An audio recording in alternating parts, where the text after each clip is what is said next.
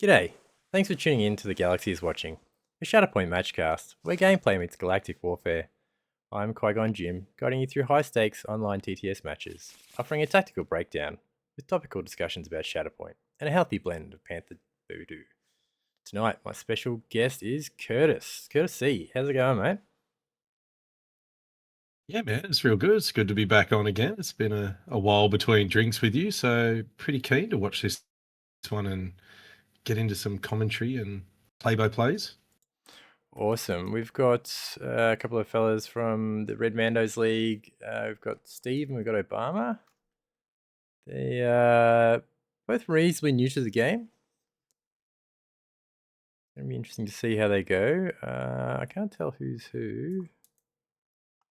Don't have So on names. our screen, Dragon Claw is Obama, also known as Carson, and then Ursus Christos is Steven. So I think Obama's got the Inquisitors, right?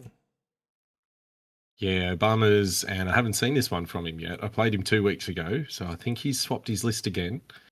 And he wasn't running this one 2 weeks ago, so maybe he changed it after I beat him. But yeah, it's a good one. It looks interesting. It looks like it could be a good bit of fun. I've played this, but I've played Cassian instead of Cad. Hmm.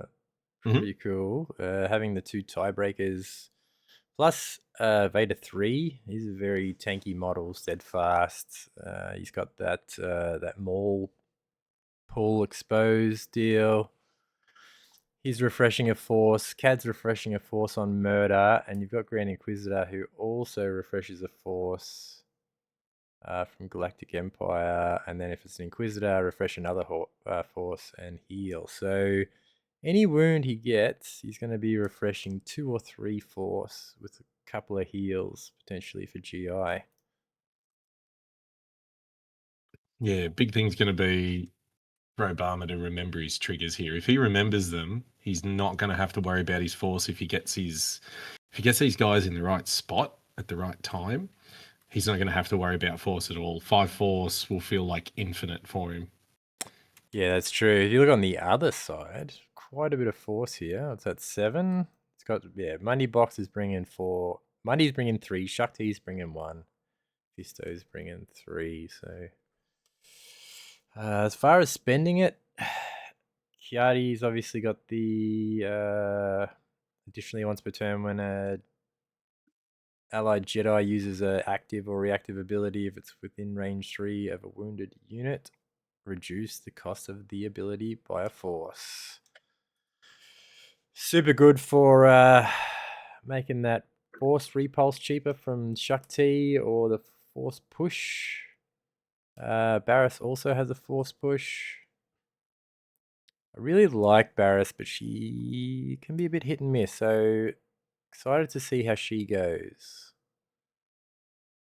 Yeah, I think for me personally, her and Padawan Ahsoka are just two pieces that you either connect with them or you don't. And if you don't, you're sad because you can never put them on the table and be happy with what you get. So let's see how he goes. Fingers crossed he can make it work. But yeah, she's got a lot in the kit. I'm looking at the Phil's clones and I'm wondering if he's going to throw them maybe at Cad.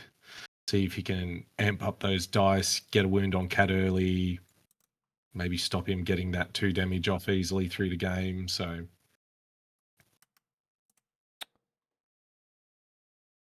Yeah. Sorry, I think they were waiting for us, but I think they're good now. Echo and Tech, I'm not a big fan of outside of an Obi list. If they can't keep those hunkers, yeah. that 7 health is a bit of a liability. You've got to be able to remember and set up for that forward planning to get any real use out of it. Hmm. I don't think I've ever Yeah, seen I'm that. wondering. Yeah, I can just think of other units that would be a little more suitable. The only thing I can pin it on is maybe due to Mundi's ability, moving Jedi around and whatnot, maybe they're there to get rid of conditions, possibly, was maybe one of his big brain ideas he's hoping to bring in for their forward planning. But Yeah, maybe he's just trying to make sure there's no pins and strains when he doesn't want them. So they're just having some technical issues apparently. I would rather the. I'm a sucker for the clone commandos because, well, Mundi he gets to dash a Republic, but he wants it to be a Jedi so he can dash as well. I mean, to me, even the 501st would feel a little better, like dropping strain on units as well. So yeah, Personally, for me, the commandos, it's for the scale, right? So Shakti can dash someone, Mundi can dash any Galactic Republic, right? Yes, he wants a Jedi, but he can dash a Republic. So giving a dash to the clone commandos, and they can turn that into a climb. That's giving you some mobility that you don't have outside of their turn. So yeah, I think 100%. scale is a super good ability. I love the Pathfinders for the same thing. But no shoves, so Echo and Tech having that strain on one, that's probably my favorite thing of their kit. I mean, yeah, Strained is good. they could have a little tweak to them, and they would automatically probably, like, you could give them 1 health and they'd jump up to being one of the most taken units again as a support. 1 health would do it. Any small tweak to help them survive a little longer would make it massive.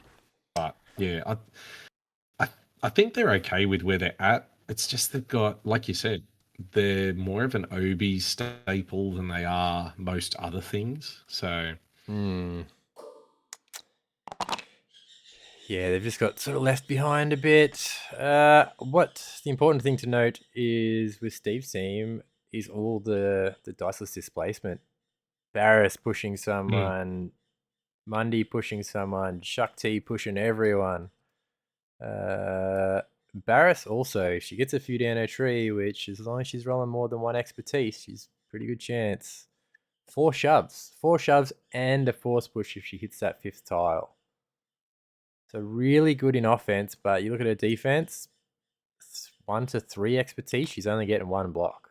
Maybe she hits that repo on 2. yeah, I'm kind of expecting Shin to be something similar, a bit of an offensive piece, but can't really take a yeah. punch. I think you're not far off what could happen. I think you're pretty right. Like, she is an angry feeling sort of rush to action teenage Anakin style apprentice. So I think you've think you got a bit of a finger on the pulse there. I think you have an idea that might not be far from the truth. Do you I, reckon we could see her getting like a Vader 3 thing as well, maybe on 3+ or 4+ expertise, doing a damage back as well on defense? oh, that'd be no. I'd like. How does Olo They've put it? started it with him, so they've opened the window for it. Yeah, baked in deflects. Basically, that is what that is. Cool, because you got to pay for deflect once you die once, because it's a reactive. But having it baked into your expertise is pretty sweet. Yeah, I'm really interested to see what they do with that space. They are getting a bit of lag.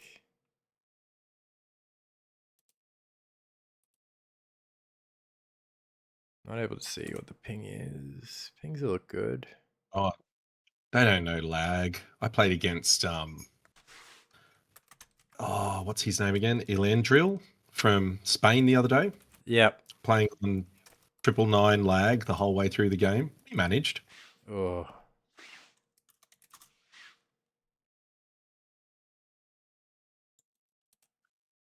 Good opponent. Really enjoyable game. It's nice to have him around. It's nice to have someone international. It helps us get a look at we all know that the metas change across the countries. They're not just locked into the world. So it's nice to play against someone who has a different thought process, plays with different people. 100%. I've been playing in the Hello There League for over 2 years. It's awesome Mm. playing people from different countries. But yes, we're different, but there's this game that brings us all together. It's awesome. I really love this game. I've People been from thinking about it. I'm thinking about seeing if I can make a campaign style mode because I used to do it with X-Wing and it used to be so much fun building a character from literally zero and adding things in as you progressed. I'm trying to think about how I'd do it with Shatterpoint. interesting.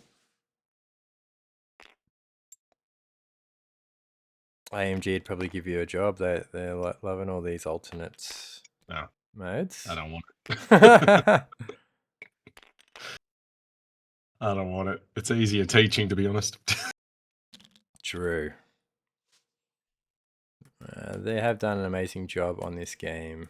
Obviously, this is the digital version, and if you're playing the digital version and you don't have the physical version, don't be a tight ass. Go buy it. Go paint the minis.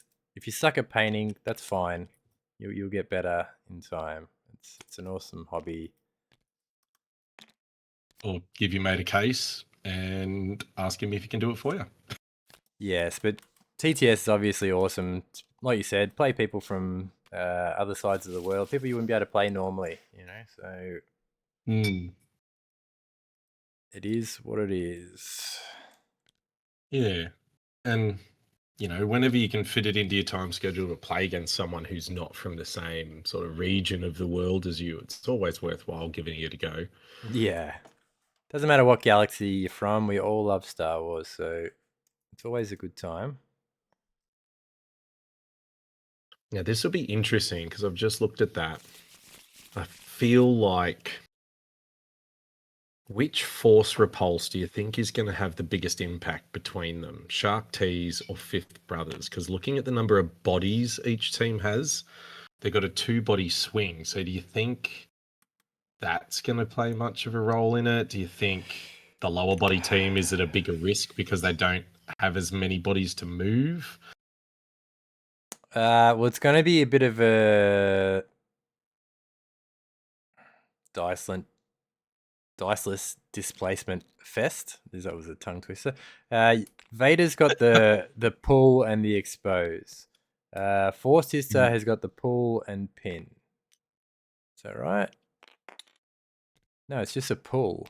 She's got coordinated fire Yep. pin.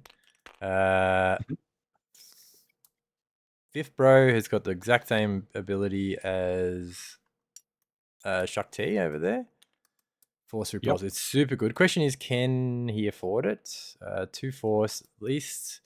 Steve can get it cheaper if there's a dead unit. Phil's clones will probably fall Yeah. over in a strong wind. So will Echo and Tech. So he's going to have dead bodies out there for him to get those discounts.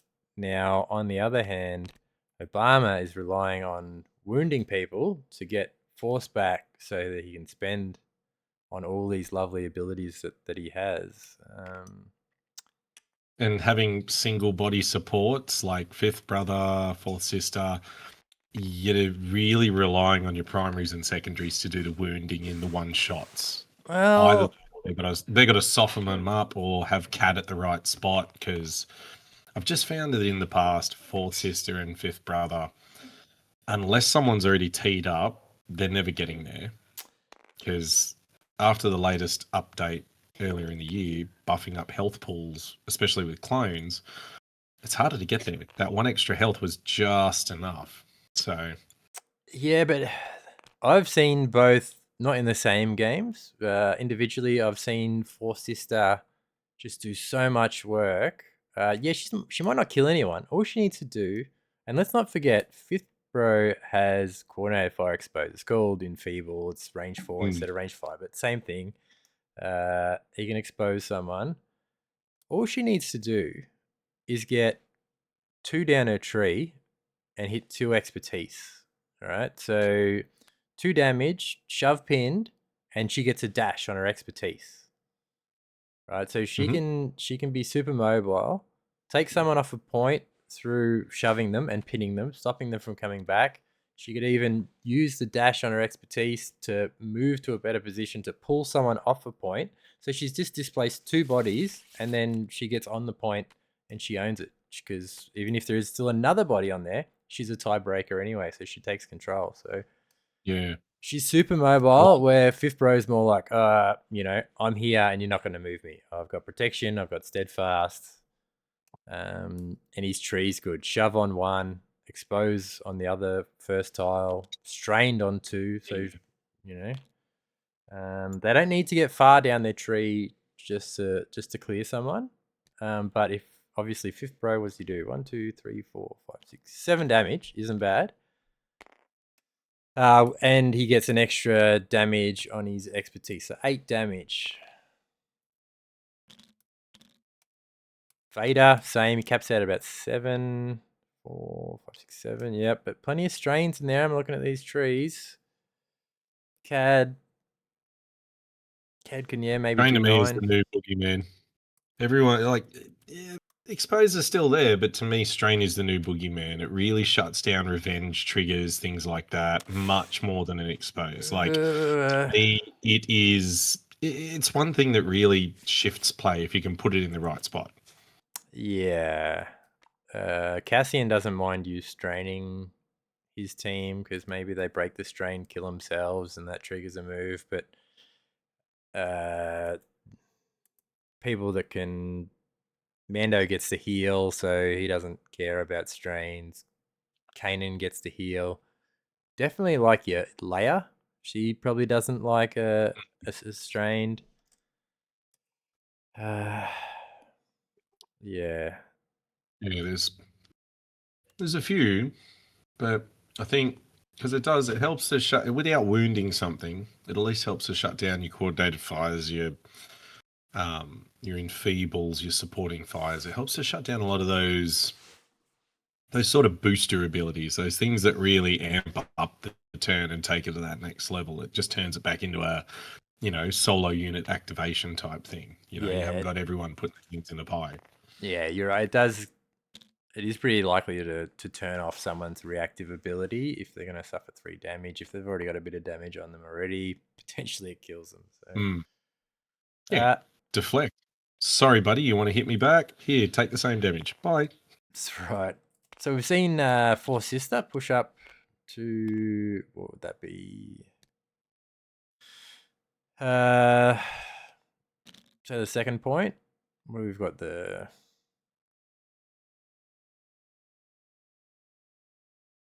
It's like a sideways S, I guess you'd call it. Yep, pretty much.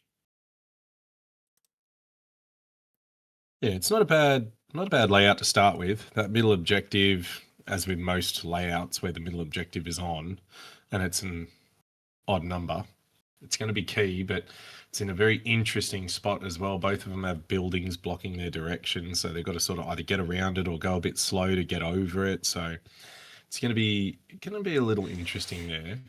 Yeah, so Shakti's activated. She's dashed Echo and Tech up a ladder.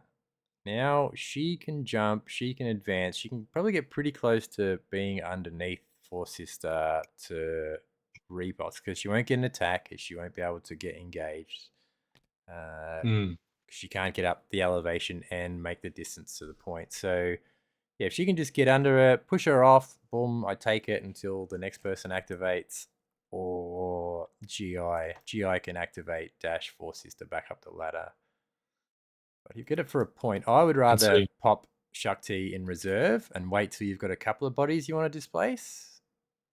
But he's already dashed someone, so... You might be looking at the idea the Fourth Sister's already activated. So that's a card out. So she's not doing anything on her own activation unless he pulls Shatterpoint, uses her, Call of the Hunt, uses out of activation or wastes a Shatterpoint on a single body support. So he might be looking at it as an opportunity to take her out of the game for a period of time as well. Well, Shakti, what has she got on her tree? If she gets... Well, she can't do the attack. So the best she can do is push her off. No, I mean by the repulse, yeah. Because once she's moved off, you have to waste. So if you move her back on, you're using that instead of maybe using it on someone on Cad Bane's side to move them up and move up evenly around the board. This is what I think. In this sort of list, you want to use third sister to dash fifth bro. Gets one dash, he gets up a bit, and then GI dashes him again. And then before he's activated, he's nearly at the midline. So then when he activates, he can just do his move action, maybe repulse or attack, and boom, he's taking a point. So Absolutely. fifth bro kind of wants both dashes, but if one of those dashes was to get fourth sister back up that ladder to take the point, he'd probably quite happily do that.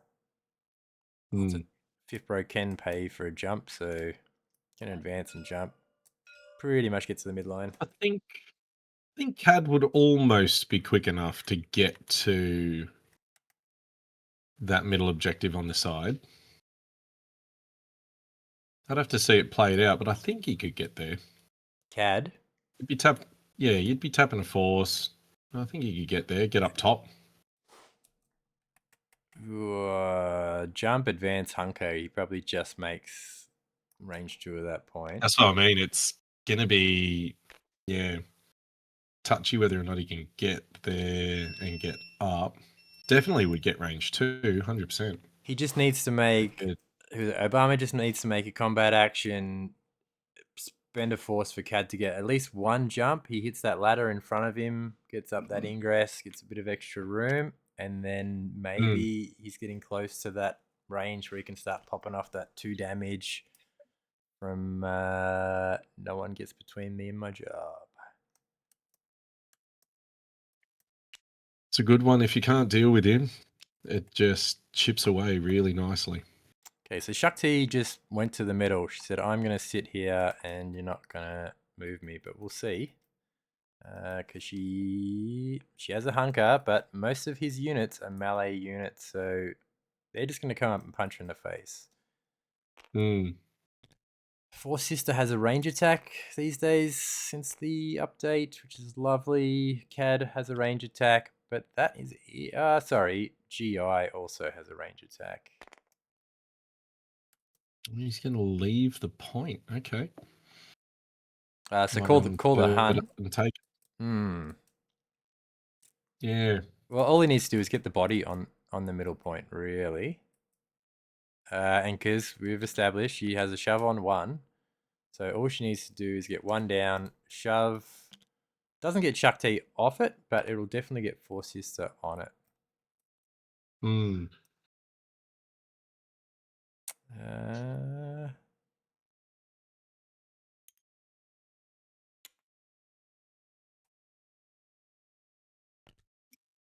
Spending a lot of force here. Fourth sister would have paid for a jump. So that's 1. I think he was going to do Call the Hunt, but I'm not sure what happened. I think he accidentally tapped a force earlier that he didn't need to tap, because he tapped 2 force for some reason during fourth sister's turn. Okay. And he only did the jump from memory, so... Yeah. I think he actually should have, at least on the spectator overlay, I think he should have 1 more force. I think he's tapped too many. Then that's not ideal. They may work it out. We'll see what happens. So coordinated 5 pin. Sorry. Or just kill this guy and get 2 force back and it'll never matter. Yep. Shakti getting punched in face. She's pinned. Oh, she's immune to expose, so she cares not for fifth brother's struggles. See some dice. Go. First attack of the game. Not a bad attack. Pretty poor defense from Shakti. Shakti, ouch. So Shakti's turning off 2. So it's 6 down to 4 with an auto damage. Ooh, 4 down gets 7 damage and 3 shoves if she wants it. Pretty decent. Not bad. And a pin to close it down as well. Yeah, well, they've given the pin from the coordinator of fire, and she's immune to expose. So I'd imagine that he'll go the bottom tree. Goes the top tree, wounds are straight up this turn. Oh, does he? The pin would be a damage. The pin would be a damage. It'd take him up to 8, including expertise. 1, 2, 3, 4, 5, 6, 7. And then his Oh, expertise plus the gets one auto. more. Yeah, 8. Yeah. Ooh. So he could have wounded her and got back all 3 force and not even worried about it. So 5 damage. Is he not shoving her? I'm not sure what's happening. Interesting. Well, he's left her there so he can then call the hunt and finish the job.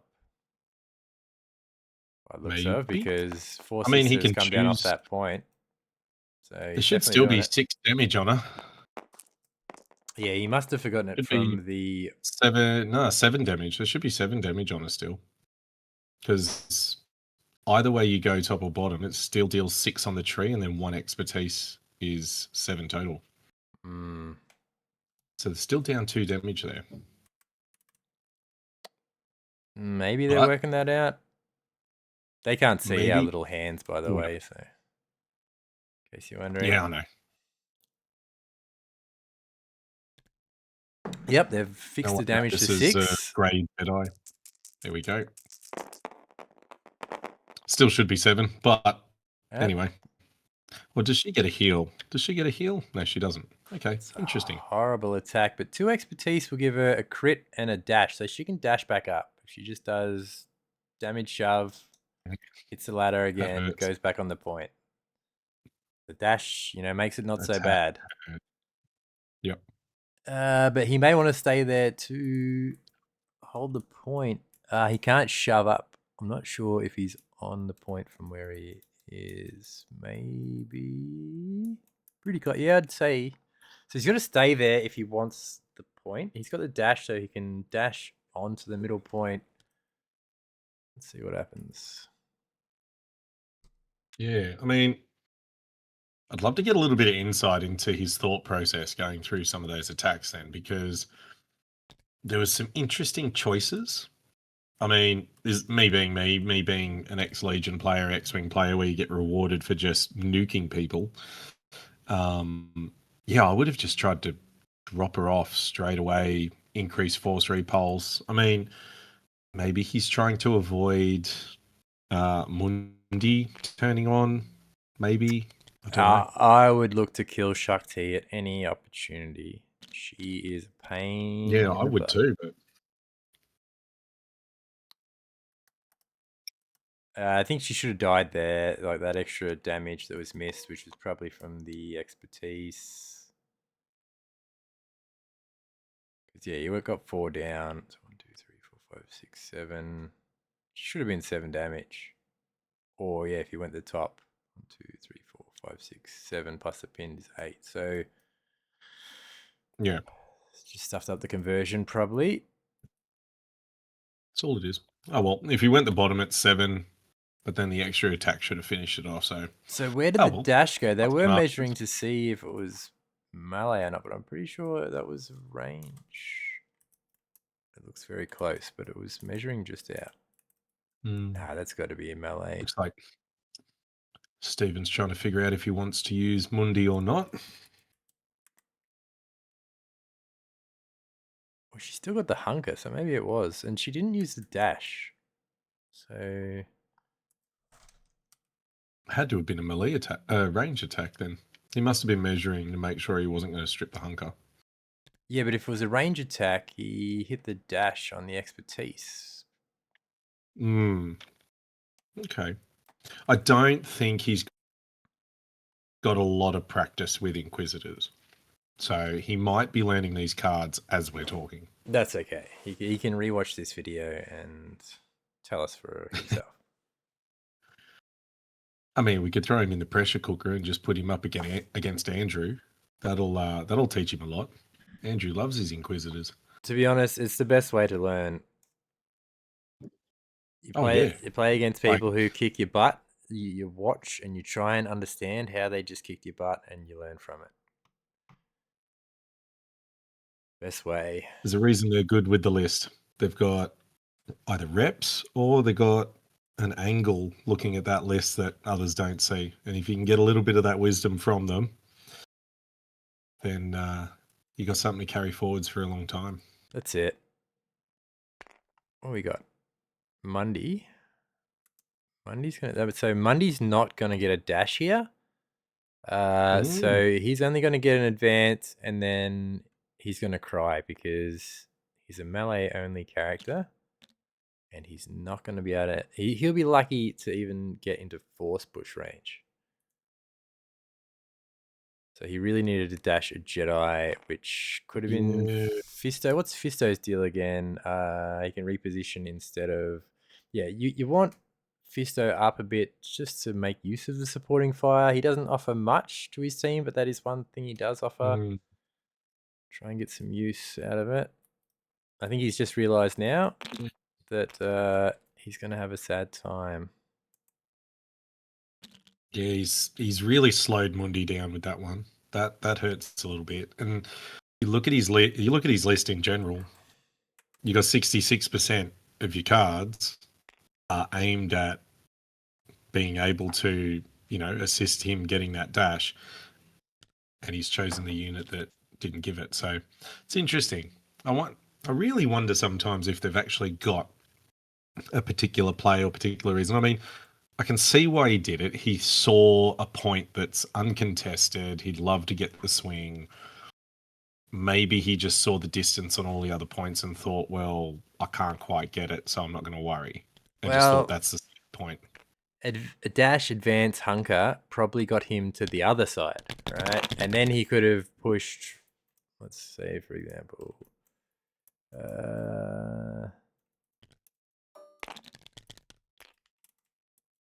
he maybe could have got himself in a position to push Force Sister back on his way. Oh, deployment's still on. There we go. Forget that the joys all the of time. tabletop. Yeah. When you click the button. Whoops. Alright, so poor Mundi's probably even further away than he was now.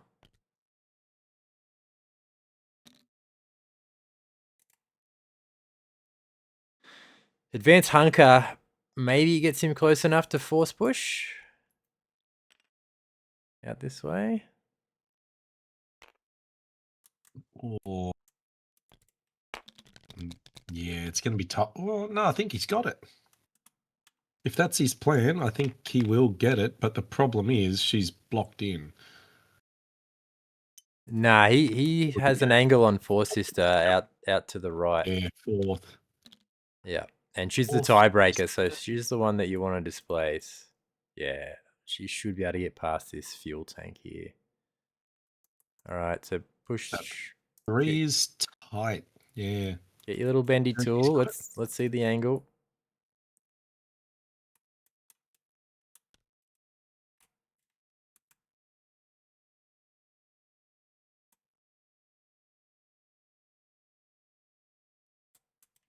Not gonna know unless you measure it. The suspense is killing me. Come on, fellas. Yeah. I assume he knows the button. I have played Steven and Obama before, so I have tried to teach them the hotkeys on the number pad, because those are absolute time savers. They help so much to speed the game up when you learn them. I've met Obama at CanCon. I've played Steven in person in Geelong. Yep. And he had a bye. He won a game, had a bye, and then ended up in round 3 paired against me, and I hadn't lost the game all day, and I'd been saving my best team for last. And he's like, "Hi, I'm Steven. Haven't really played much before." And I'm like, "I'm so sorry. I'm list locked into Cassian boss." I'm like, "This probably won't be fun for you." Oh, so that was recent too. Yeah. But he was really cool about it, and I took the time to talk through everything that was happening. Yeah. Delta's very strong in the opening game. And then if he was able to wound something. Then Cassian was moving Fixer or Ezra around, taking points, and yeah. But it was a really good game. Like I said, he's a really great guy. He took what he could from it. Boom. Probably would have hit the fuel tank there, but I'm sure he probably had a bit more room. He's pushed her onto the back point by the looks of it, which is fine because he hasn't got enough movement to get there. I mean, if he adjusted the push tool a bit to the right, Yeah, he she would would have have. been on the Would so have that had they the missed the tanker. So same result.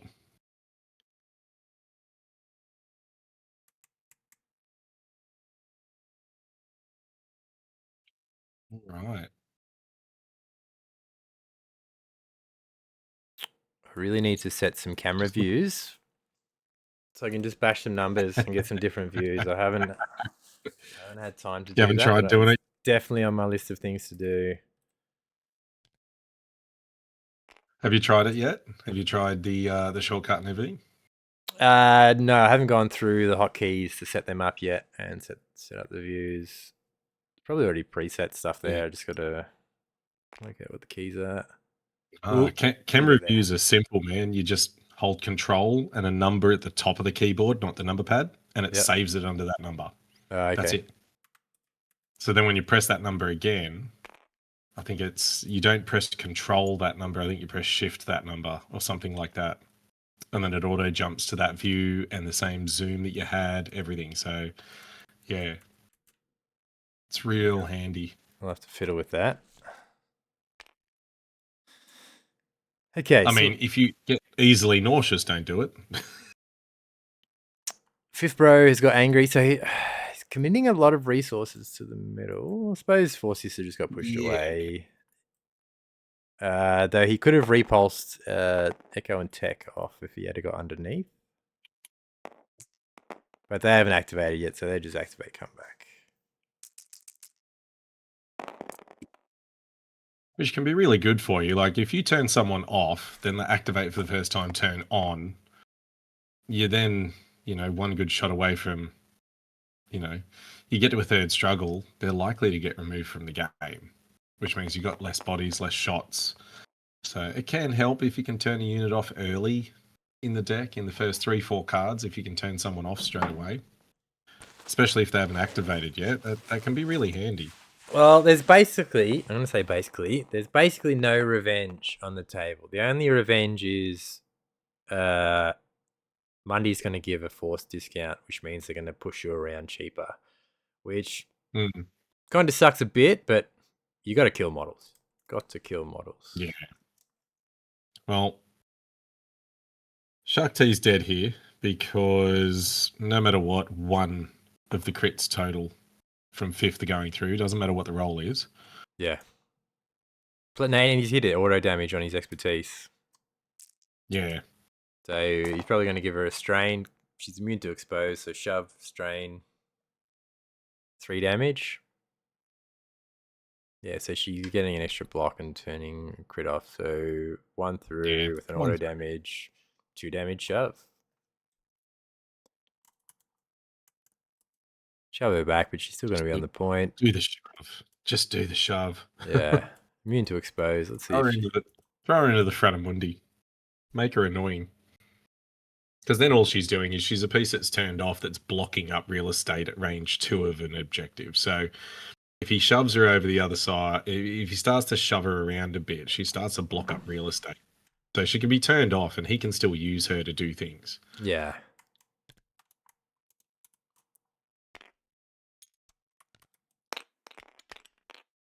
Lovely. Shove yourself on too, mate. I would definitely. You nearly always want to take that shove movement. It's any free movement is great. And then especially if it's going to plop you straight on top. Yeah, so he's got steadfast, right? So if they get 2 shoves, 1 shove will get him off. If he's right on top of the point, which that follow-up would get him, 2 shoves doesn't get him off. And very few units have 3 shoves that are easily achievable.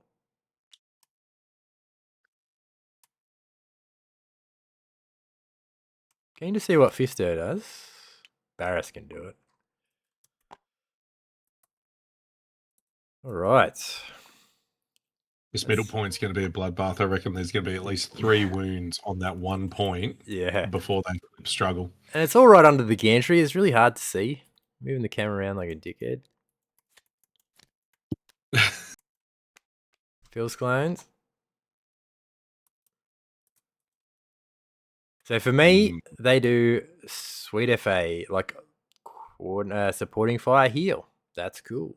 Take him down easy. That's okay. Some extra dice into a primary.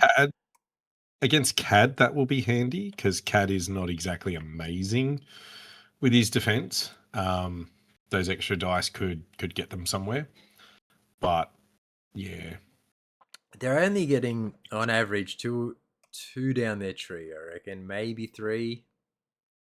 So 3 down. If they get the extra dice, maybe they hit 3 to 4 down. What are you looking at? 4 damage. I always like to say a third round it down. So I, if they get the 2 extra dice, I would say, if I get one with 3 and one with 2 between the 2 attacks, I'd still walk away happy with that, especially if I'm rolling into a primary. So important to note that we can take him down easy. It says when a character in this unit makes an attack targeting enemy primary character, this unit may use this ability. Add 2 dice to the roll. So it's only going to be for one. Yeah, it's just for the one attack, not for the one attack action. Gotcha. Yeah.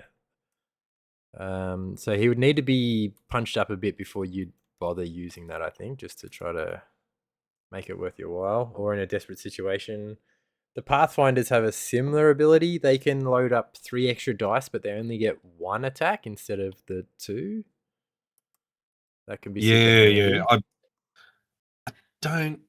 I'd love to use it and just have it ping off for me, but the problem is I think I would then be a bit like a gambler after that. I'd cling to that moment and search for it from then on, because you don't want to do that. I had a game against Oleg literally late last night, and Cad was up on an elevator point, and I had the 2 guys, but I just needed the shove. I just needed to shove him. I'm just going to load it all up into the 1 attack, and they pretty much full treed into Cad. I think they left him alive on 1, which you don't get that far down their tree very often. But yeah, I wouldn't be banking on that next time. I think I just got lucky. But you just got to sit there and say to yourself, how often do you roll natural crits? Like that's essentially all that ability is hinging on. Well, it gives you 3 extra dice, and it gives an extra damage for each crit. So I had a good roll, plus having a couple of crits, did a couple of extra damage. Like I said, I got 4 or 5 down the tree, so I don't think Cad rolled much at all. He's done a good job with the clones. He's done the right thing. Swinging him in there. Going to try and see if he can do a little bit of damage in the 3rd. Don't think they're going to get her there, but at the same time, it doesn't hurt to try.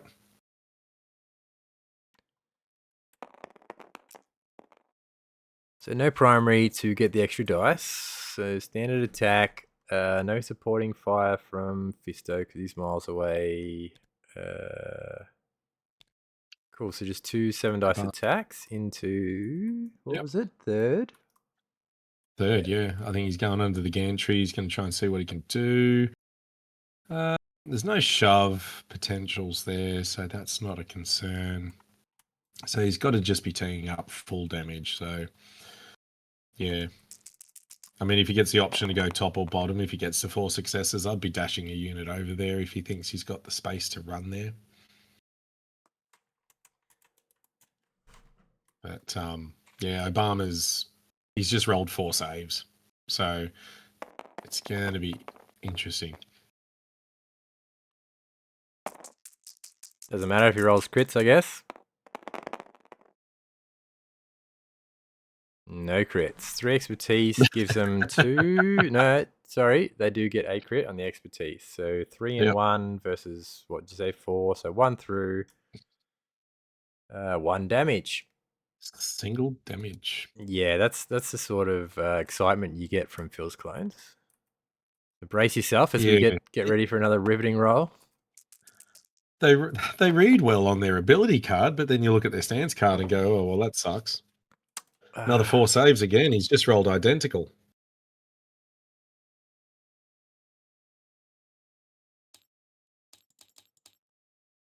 There we go. Needs a bit of help there with his box.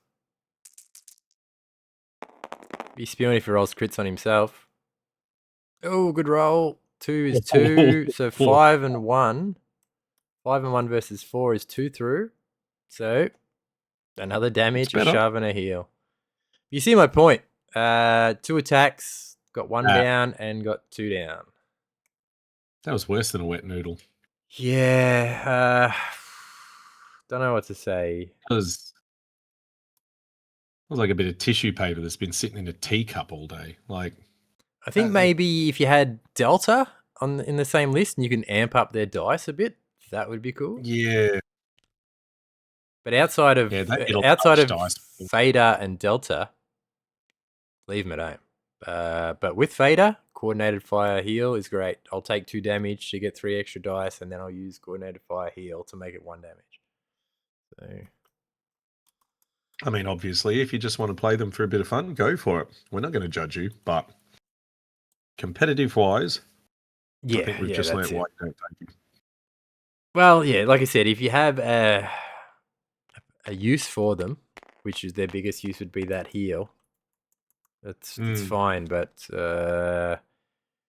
you kind of need your supports to be able to shove someone off. Yeah. They have a shove on 2 that they're not even guaranteed to get. So, as you're just seeing there, maybe they get 2 down their tree. List construction wise, I look at the list and I go, right, I want some wounds around the board. To me, I would never bring a unit that allows healing while I'm also bringing a unit that likes to have wounds on the board, because it feels like I'm playing a counterintuitive game. Yeah, I'm playing I see what you're saying. myself in a way. So because Mundi kind of wants his units to die so you can get the refresh. Is that what you're saying? yeah. Like if you've not got, like, you're using them to get damage off, but if you're taking damage off, you're delaying that force reduction as well. So you're sort of shooting yourself in the foot. You're using half of Mundi because you want to bring Phil's clones because you like the heal idea, if that's the reason why you brought them. So it'd be like bringing, it'd be similar if you had Luminara on the other side. I don't think Luminara would go well with Mundi because she works against him. So no, it works well because every time you kill someone, you get a Lumi dash and you get a heal and dash a Jedi. yeah, but then you turn off half of Mundi's ability. No, stuff's still gonna die. Stuff's still gonna die. You only get. Are you talking about Lumi heals on her identity or the full recovery? Yeah. No, I'm not talking about the full recovery. Not worrying about that one because that's really optional. It is a great ability with Mundi because if something dies, like for example, I'll push up the supports. Right, they take the point. Yep. Then I push up Nadar. Nadar maybe gets attacked, nearly dies, but the supports are dead. Then I push up Lumi, do a 1 force full recovery on Nadar. Boom, he's back. It's great. I've got another one for you, but we'll duck back just for the moment because looks like he's throwing GI right up into the fray. He's running straight at Mundi with GI. Yeah, so GI dash for sister up onto that elevated point again. So GI, just refresh my memory. He can get extra dice in defense. He should be within range 4 of 5th Bro to get enfeeble that coordinator fire expose. What side is he on? He's on the dashy side. Gemso.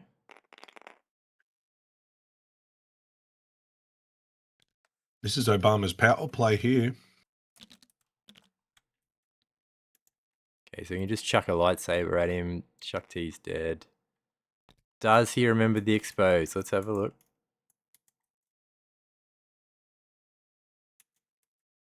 He's within range 4 for sure. Yeah, he's measuring it. All right, cool. He's doing it. Coordinate for expose. Take that, Mundi. Good. Mundi's Good still stuff. got a hunker. Yeah. So rolling 6. Not turning crits off, but he's getting a heal. So Mundi should also get cover from the gantry. So I don't think that's one they'll pick up. Yeah. That was an eye opener for some people that don't play frequently when it got brought up, wasn't it? Yeah, so because you draw a line between the attacking unit and the defending unit, and if there is terrain between that within range 1 of the defender, which the gantry counts because it's over the top, it's within range 1 of them. So how many dice is he rolling? He should be rolling 7.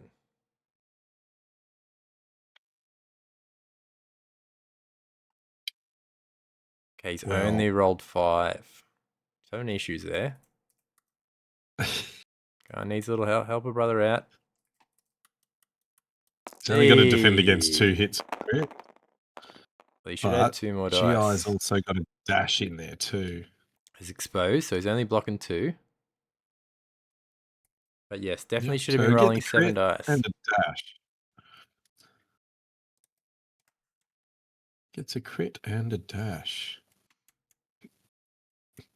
Does he tap Force Enhanced Reflexes to chip away?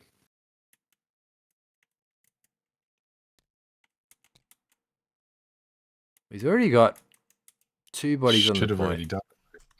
I think putting GI on the middle is kind of overkill.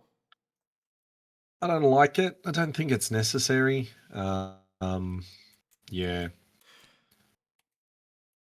Unless his goal is to maybe try and dig into the back line a little bit with him for struggle 2, possibly. That could be a smart decision. I think just giving this side point to... So... Yeah, I think giving Echo that point just... Yeah, I would have rather tried to get him at some point, push him off, probably with 5th bro, but...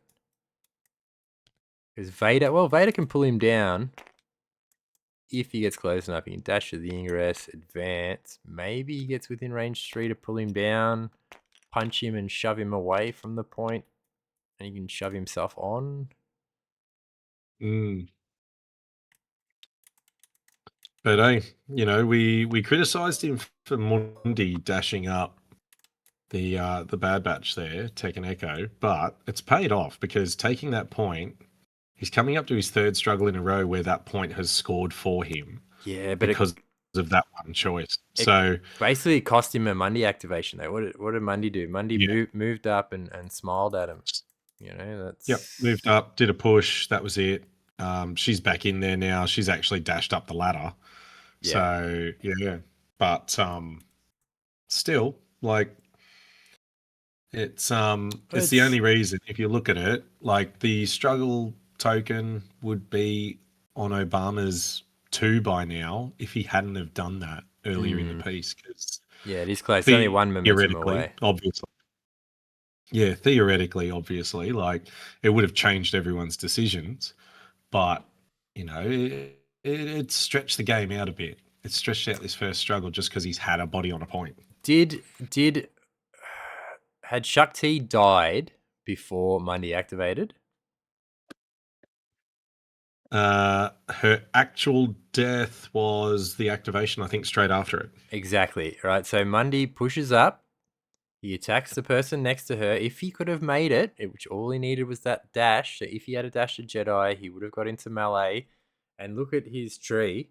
He could have easily got 3 down and healed 5 off Shakti. Which means Shakti's still alive. That point is probably still his. And force push, you know? So yeah, I think Mundi not getting to attack is hurt him. Yes, Echo being on that point is great, and it's keeping him in the game. Yeah, let's see what happens from here. It's definitely one of those abilities where you look at it and you go, I must have the synergy there. because you really are losing out. Like, I remember when they released the game, they said, look, we're not going to tell you you can't play, Darth Vader along Luke Skywalker. We're not going to tell you you can't have stormtroopers on the same team as, Rebel Commandos or whatever. But at the same time, you will sacrifice a bit of synergy for it. And that was a good example of the impact. As you were talking about it, the way that, sacrificing synergy can change a game. Well, he'd normally have, like, the box comes with the Padawans. Yeah. Well, it's not the same slot, but yeah, if you had the Padawans in there, you could have dashed them, there'd still be a Jedi. Outside of that, there's no other Jedi support.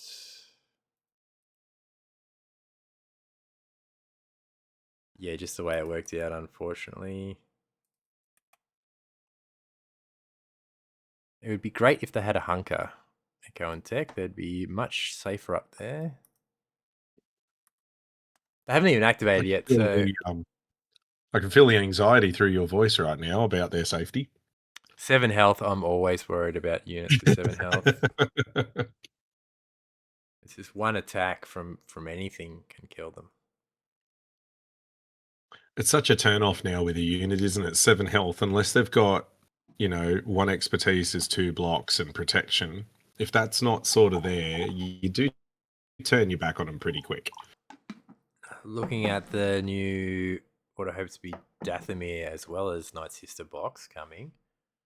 It's got some Night Sister keywords in there. I'm still not running those Night Sisters from the Talzin box. I will still be running the Super Commandos. Oh, I am so keen to use those Night Troopers. So keen. That looks so cool. What do you reckon? 4 points or 5 points? I mean, look, if their defense is atrocious, I'm going to go 4. But if their defense is similar or above par compared to the current Stormtroopers, they've got to be a 5. Like, it does really depend on their stance card. Because if they defend half decent or they punch half decent, they've got to be a 5. Without looking at their card, if you said to me, oh, there's a new support coming and you can't kill them, I would probably say they're more than a 4 cost, just off that alone. I'd be leaving there. Yeah. But you got to make things line up for it to happen. I mean, maybe this is the ultimate reason why Stormtroopers are so soft in the first place. This is the thing. And then with Phasma, I'd love to see her have some abilities that just say Stormtrooper and are not limited to her era. So then she is like the Stormtrooper queen. She can combine all these Stormtroopers and hopefully just give them that +1 something. I feel they're just a little bit behind the curve. We've got Barris coming in at the moment. He's got the Forster Reserver. I don't know if she's worth having right now. Well, she can double advance. How much force has you got? Double advance would cost you a force. 4. And then... Okay, another good bit of her kit, it doesn't really matter right now, that no one really picks up on, is the bottom line of her card. After this unit makes a recover action, each other allied within 3 may remove a damage or condition from itself.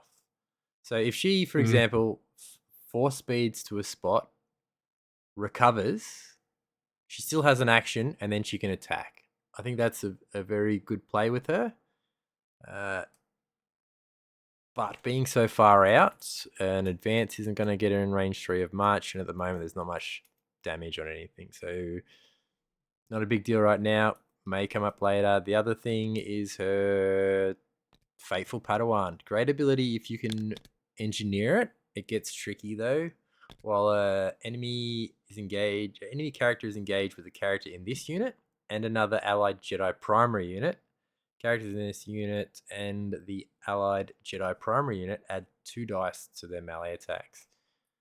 Now, Mundi has a pretty decent attack off his 8 dice. Give him 10 dice. That's a bit scary. And same as her, giving her 8 dice. Pretty scary. Throw her at third sister. Go. Come on. Do it. Do it, Steven. Yeah, go on. Get engaged with has to be a primary, so he's not going to be able to get those extra dice. It's shark. But do it anyway. Get yourself in a position where you can shove off GI. He should maybe be able to engage GI. Attack GI, shove him off, and then force push 5th bro out of there. Because if he attacks 5th bro, well, she's probably the best person to attack 5th bro because she's got 4 shoves. He says, I got steadfast. She says, I cannot.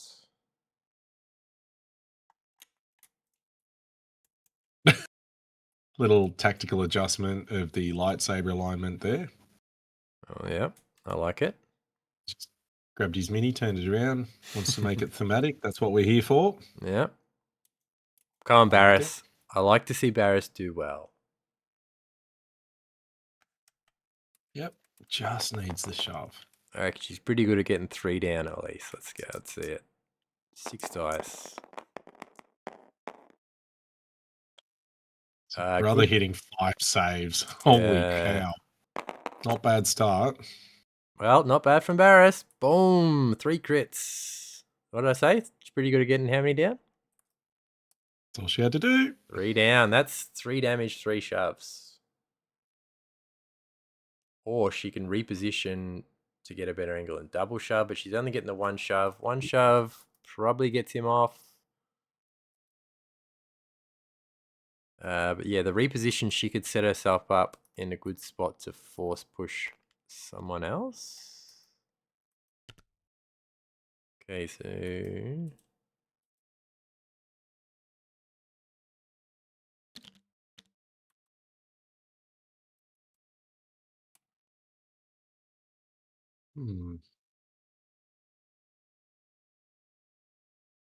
He gets a shove. Oh, maybe not. Oh, no, hang on. So...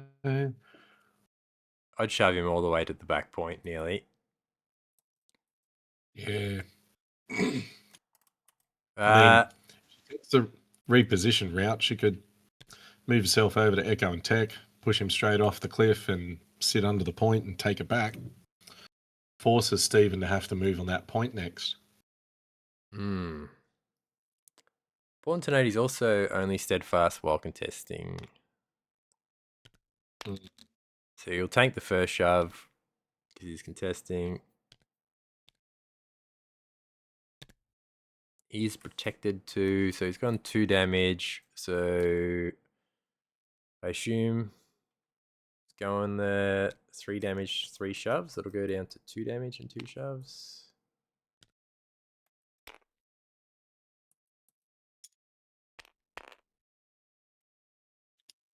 Now, does she follow up? She could follow up into the ladder and then have a good angle to push GI back. Yeah, it looks like that's what he's doing. Does she force push? 3 force left. How many cards? 3 cards. It's going to be Fisto, who probably wants 1. Echo and Tech, who probably wants 1. And Shatterpoint. And on the other side, we've got Bane Vader in Shatterpoint. We've got some interesting ones coming in at the end. Echo and Tech could do a couple of things. Cad and Fisto are the interesting ones. You just need to get in the right spot so they can do what they got to do. Vader just wants to stab something.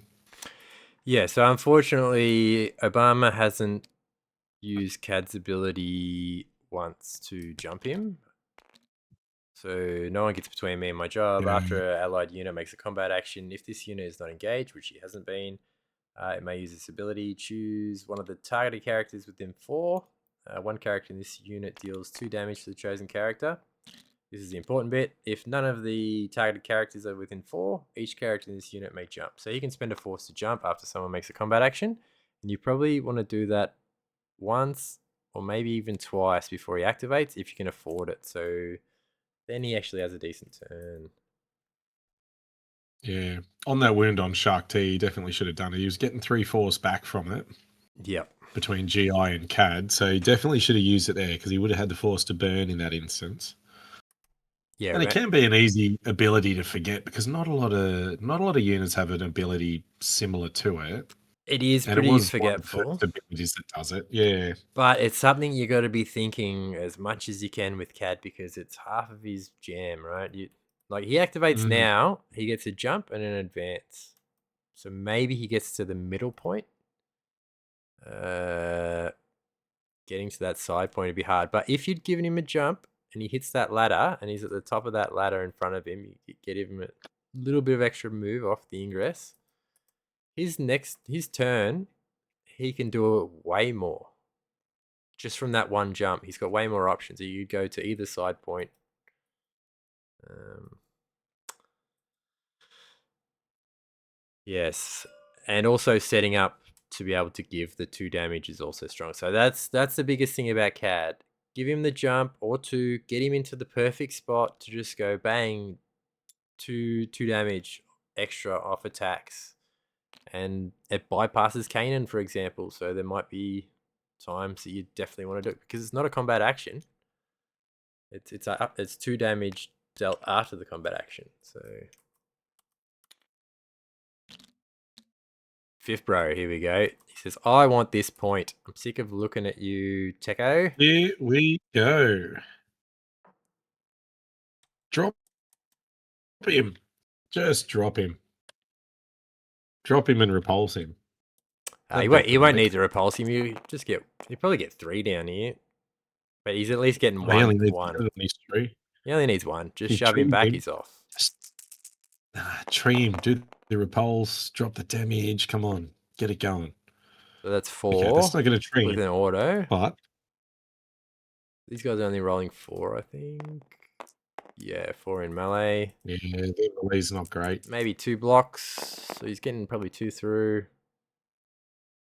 3 blocks. He's still getting 2 through because he's got 2 crits with an auto damage.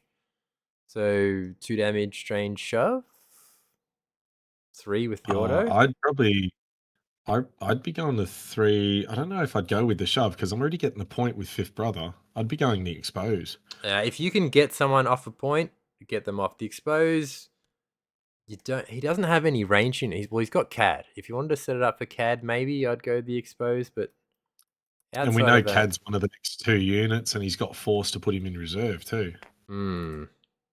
He's thinking about the repulse, maybe.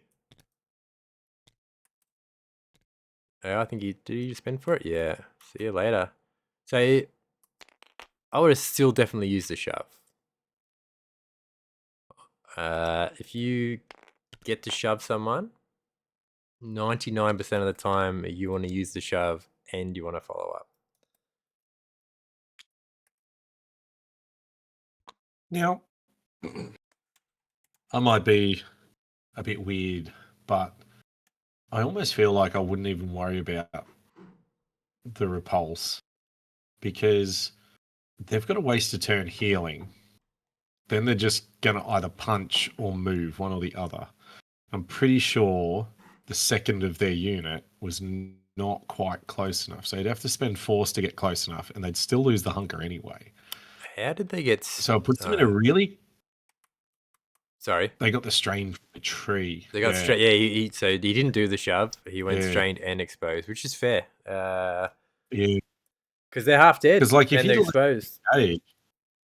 If you'd left him engaged, they would have had to have healed to get the strain off before they shoot or attack or move or whatever. That's half their activation gone already. Yeah. And then they'd use a force to do a move of some sort, which you'd get the move, but you'd lose the hunker unless you ran away from fifth brother. So, I don't know. Me personally, I might have almost even just left him up there with me. Because now I've moved him away from Cad's range. Now he's out of range for Cad. Cad's got to struggle to get there. Yeah, that's the bigger issue. What is Cad gonna do when he activates? He's only got one option. He's probably head to the middle point, and Vader's got the same thing, right? So you're gonna end up. Carson's gonna have half his team on the middle point. Maybe win the first struggle. He's looking pretty good at the moment. And then it flips, and then it's everywhere else but the middle. So he's got to move all his stuff, and by the time he does that, he's probably lost the second struggle, and then where is he stuff positioned for the third? It's just going to be potluck. I'm in the right spot or I'm not. So And important. that's the thing. Like, if he'd have left Teko where he was and he just moved within range 2 of that corner objective there and used Cad's ranged attack and got the 3 damage, just plinked it, he would have claimed the struggle and he would have been parked on an inactive objective that might flip next turn. So he would have been getting himself set as well. And he would have got 2 force back. So, yeah, that's probably why I wouldn't have done it, because it would have given Cad a valid option next turn and it wasn't hurting me this turn because it's already claiming the token anyway. At the same time, he had 4 force left. He's got 2 cards left. One of them's Vader, who refreshes a force. So Vader wants to spend 2, and then the other force is for Cad. Cad only wants, well, Cad could spend 2 as well. Rocket boots, and then how about you step aside? Yep. So can be good. Like that'd force a lot of questions on Tech and Echo. If he'd just run up and gone, how about you step aside? Well, you're either taking 2 auto damage, you're taking 5 damage for running away from the objective, or you're staying there and taking another condition and maybe getting shot at as well. So 2 force gets them shot at with 3 conditions stacked on them. Yeah. Yeah, I think you're right. He should have left Echo there to give a target for Vader or for Cad.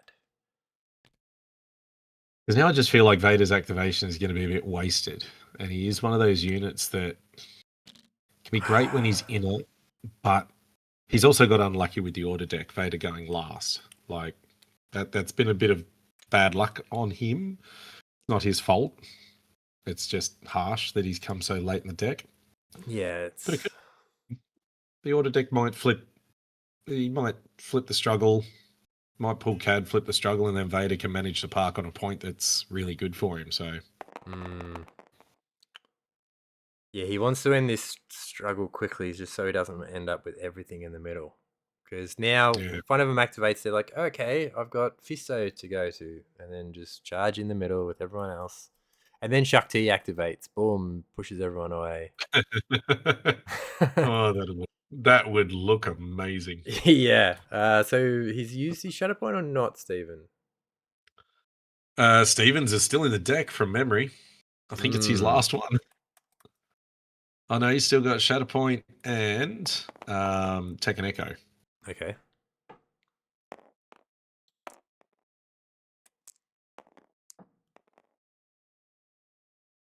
Well, Steven. Let me scroll on. Yeah. Yeah, I think the struggle's gone. Well. Oh, it's only third sis from the middle. So he's going to score 2. Gives him momentum. Gives him momentum, and then all Obama has to do is get a wound or score 3. So he needs to make sure whatever he does, he seals the deal with it and makes sure there's no sort of clap back in the next activation by Obama. Otherwise, he'll get the struggle. He should have it, right? Because if he takes 2 here, he's going to score 3 in the next turn anyway. So he doesn't need to get the wound because 5th bro, 4th sister, and the other back point. Yeah. He's done well to get himself on all the points. He's used his elevation really well, which is it's a great thing for new players to also think more about, is utilizing the elevation of objectives. Try and think vertically as well with your climbs, your jumps, all of that, because it really does help. Yeah, it's pretty big. So 6 blocks versus 6 expertise. What the hell is that? Oh my god, is that Fisto? 6 expertise is 3 crits. Thank you very much. Man, those blocks feel like crap now. So often you get heaps of expertise and you're like, oh great, it's going to get me 1 or 2, but 3 crits? Jeez. Not bad. Okay. What does he do with that? I think that's up there as roll of the match now. 5 damage shove strained is pretty nice.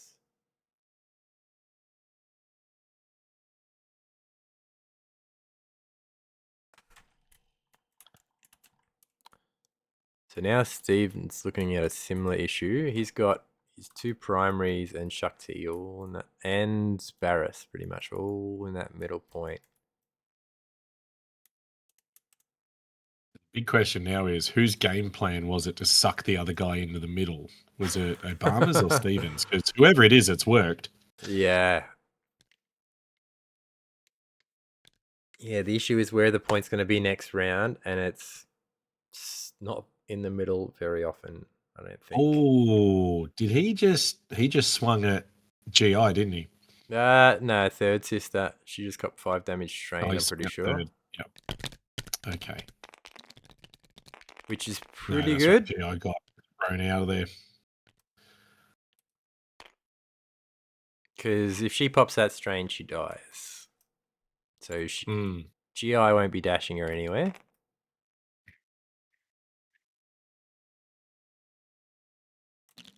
These gantries are really getting to me. I can't get a good angle. So now, the good thing is now, Fisto's in the middle of the board, which is kind of where he wants to be in... Yep. Just to give the supporting fire dash. It is a really good ability. Yeah. So a range 5 bubble from the middle gets most of the map. Doesn't get all of it, but gets most of the map. And then trying to get into new positions once that struggle flips, that extra dash is going to matter. Sorry, what were you going to say? Well, I was going to say, he doesn't even have to... It's similar to Riff in the sense that someone could launch an attack and just use the attack, not even have anyone as a target, and use it to still run. So you could use the combat action just to trigger the supporting fire.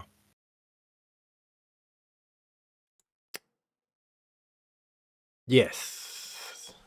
Similar to how Riff does it when his supports launch attacks. They just, opening phase, you draw one of your supports, you run with them, do an advance, get up the board, you do an attack, even if there's no target, Riff manages to get a dash up there, and you've just moved 3 units.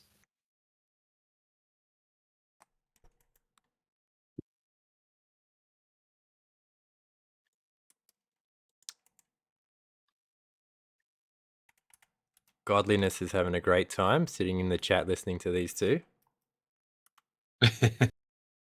Yeah, he jumped in on my game the other night, which was good. Clarified a rule for me, which was good. Something that my opponent insisted on much earlier this year, and I just went, yeah, okay, I'll trust you. You play a lot more than me. But I was actually just being way too gullible. He's a wealth of knowledge, Godliness. Oh, God, he even knew the damn page number off the top of his head. I was like, are you serious? When I think of someone's brain, I think of a mouse running on a wheel. Yep. The mouse that runs on my wheel is like 2 mouses do like split shifts. Sometimes it's Speedy Gonzalez, sometimes it's his cousin Slowpoke.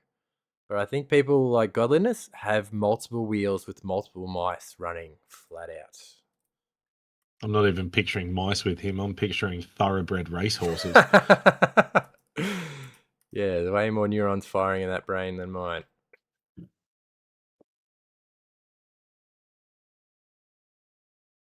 Speaking about neurons firing, it's all happening here. Not sure what it is, but it's all happening. Yep. Something's got their brains going. May I also say I'm really enjoying some of the extra detail on some of the models in TTS, how they've actually got that object source lighting coming off them that shines onto the buildings off the sabers. It looks great. It does look cool. It'll never compare to real life, but it is great.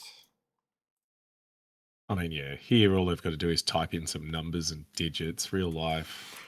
Yeah. Just sit in the sweat box with your spray gun and... I remember painting my stuff and thinking, I didn't do too bad of a job. And then you go in person to an event and then you look at other people's stuff and you're like, I so need to get better at painting. Which is good. It encourages you to improve. You see something from Luke Thompson, he goes, yeah, it only took me 2 hours. And you go, what? Or, That'd take me 6 weeks. Yeah. Yeah, Ree is in my local community. He's such a good painter. I just look at his stuff and I'm just like, that's amazing. Yeah, the level at what some of these guys paint at is just mind blowing. But the progress you get, even as a new person, you would have seen it in your own stuff and also the stuff with Chosen One as well. You know, over time, you don't realize the progress you made until you do like what we did a few months back, where we got our old models out for the painting in the Yeah. Discord, and you got your old one and touched it up, and you go, man, what the hell was I doing back then? That is like it literally looked like you gave it to a kindergarten kid and said, "Have at it, buddy." Like, Yeah. and then you Yep. look at what you do now, and you're like, "Holy cow! I would have paid for what I do now back when I started the game." Like, Yeah. Yep. Yeah, I think I had that. You're talking about my CAD model. I think maybe I sprayed it black and I was trying to cover the black with, because I just had speed paints when I first started. So I was trying to cover the black with the speed paint, and just the amount of layers I put on to cover it, I ended up just filling his whole face in. So it's just like one big flat surface. Still didn't get all the paint now I'm off trying after soaking it in metho for a while, but I got a lot off. Looks heaps better now. to figure out what on this blue earth just happened, because Barris ended up pushed out of the middle, and I'm not 100% sure why. No one with a repulse was active. It was Kit Fisto's turn, so I don't know what happened there. Slip away? When another Galactic Maybe. Republic character targets an enemy that is Yeah. engaged, one character in this unit. Nice. Yeah, sorry. This unit may use this ability. One character in this unit that is engaged with the target character may immediately reposition. If it does, she gains hunker. So he got half of it right. He just missed the hunker. Yep. She's no longer And I engaged, so did she see him should have one. measuring his made sure he was in range 2 of that middle objective on his back line, so that was a good smart move. He's trying to tee up for the next struggle. He's seen what's coming, so Yeah. yeah, he's just getting himself ready, which is, smart to do. Yeah, Smart it to try and was. get yourself teed up. Come Okay. on. CAD, I Go assume paid in for his there and jump. go and get your seafood diet. Just go for him. Come on. So the struggle's done. He's just looking to wound Teko, maybe.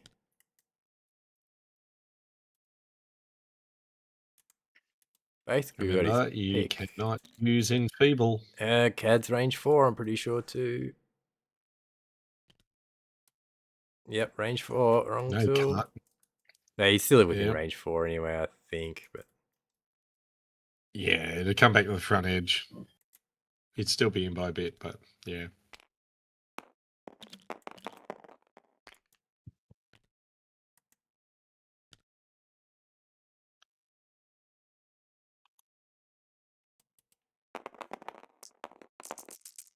alright, CAD's rolling Yeah, 7. Ooh, not is he bad. on the correct side? 3 crits.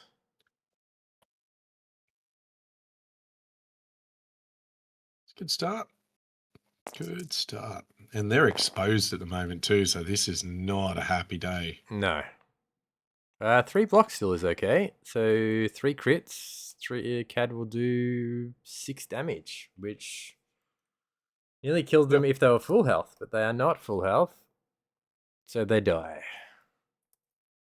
Gets him a momentum. Now, Vader will start his activation, and he'll have almost all his force back by the time Vader activates.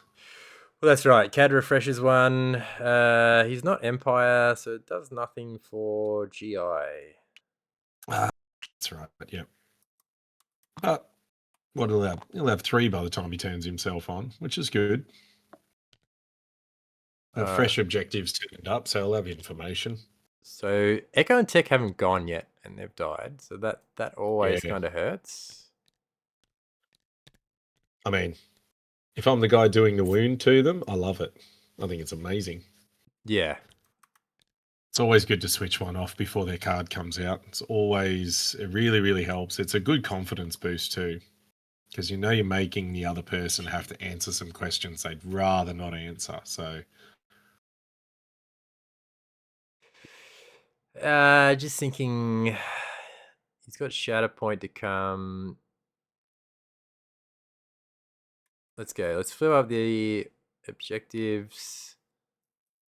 Pick what you want. So he's probably going to go his 2 back home objectives, even though he's yep. not technically contesting either of them.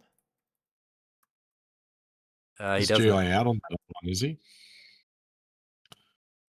Oh no, well Carson won, so he doesn't pick. Steve picks. Yeah. See, and yeah, Echo and Good. Tech. Well, See priority. this is the thing, yeah. because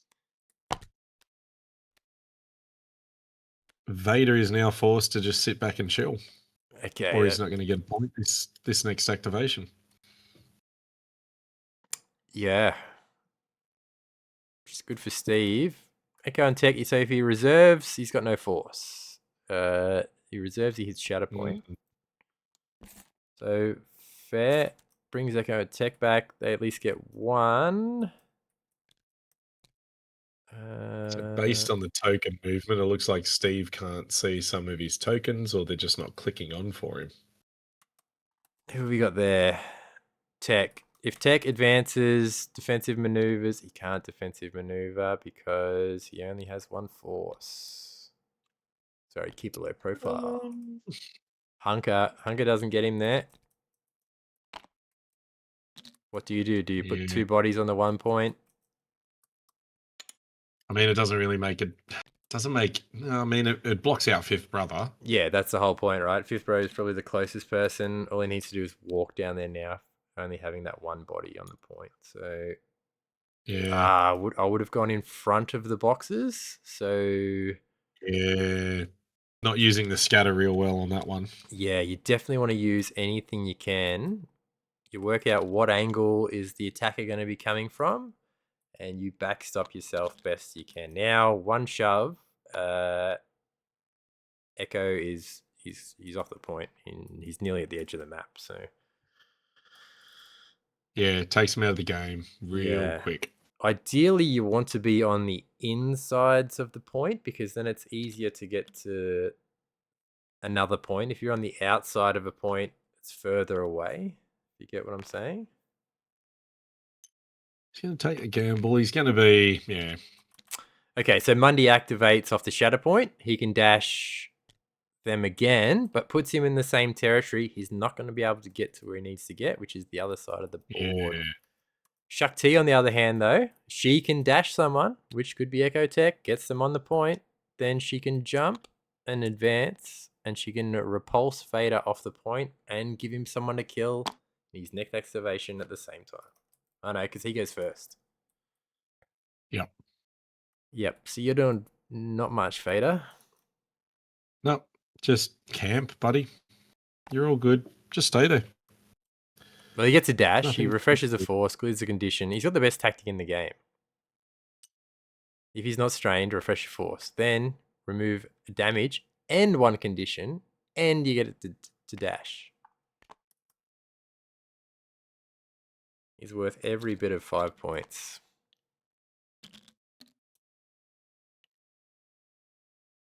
But him not getting to do anything is pretty similar to Mundi not getting an attack in. You definitely want to get attacks out of these activations, but if he does, he's not going. He's only melee, so if he gets off that point to punch Fisto, for example, he's not going to score the point. So hunker, pull, slap, move back.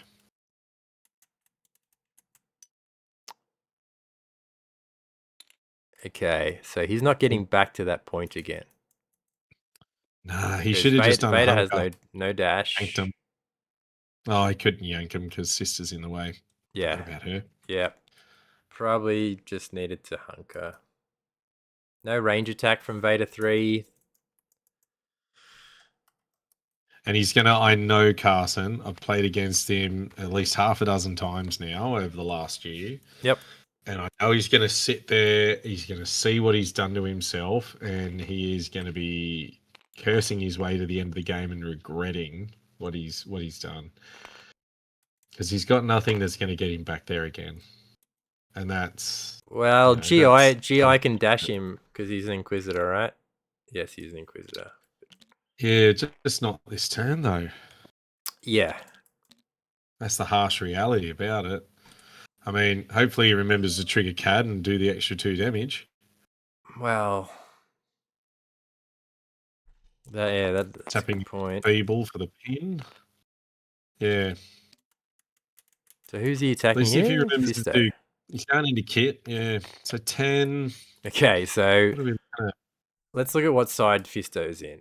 Fisto is in Shincho. When he's in Shincho, he adds a defense to his role, defensive expertise, and he has steadfast. So if you look at his defense, that 1 expertise that it gives him, he's automatically locking 2, right?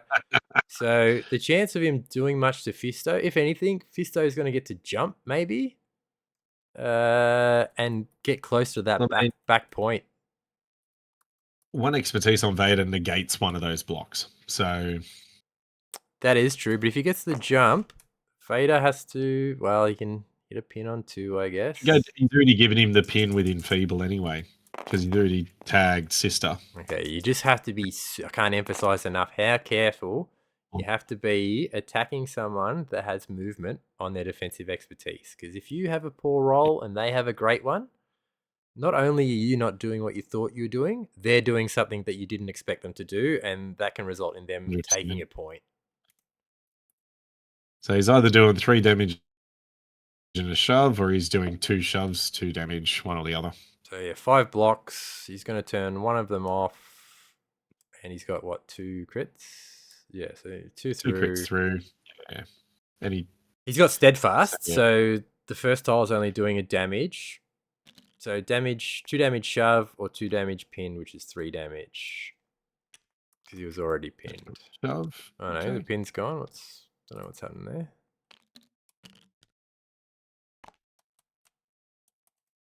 See, I think in that situation I would have tried to do. I forgot about that. He's going to use the range 3 ability to capture the point. So this gives him a strain. So Vader will be strained, so he potentially won't refresh a force next time he activates. But he was able to contest that point from where he was and make me look like a dill. Yep, me too. Lovely, I love it. Me too.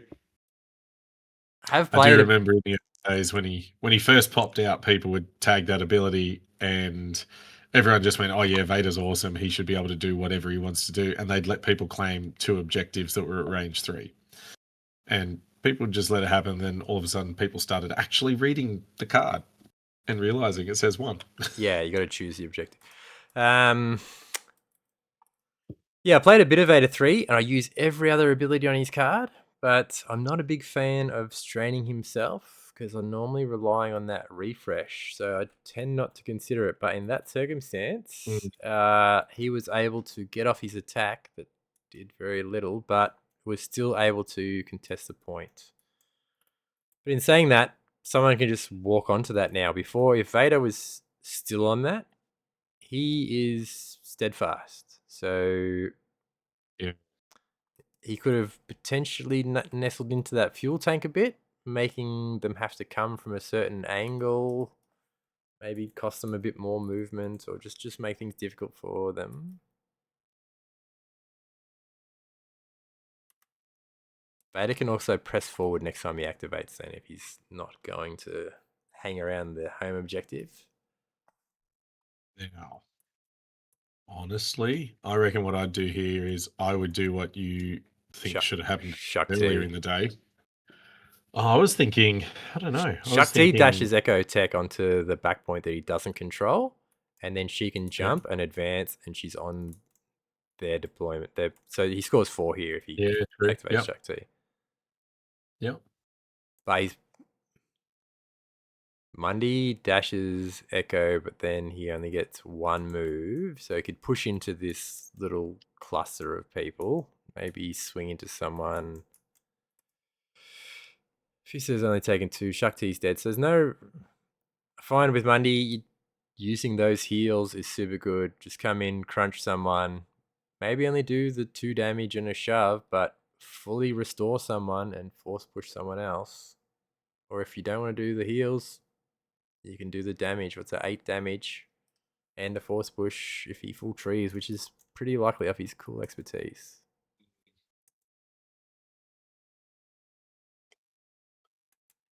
Having a good think about it.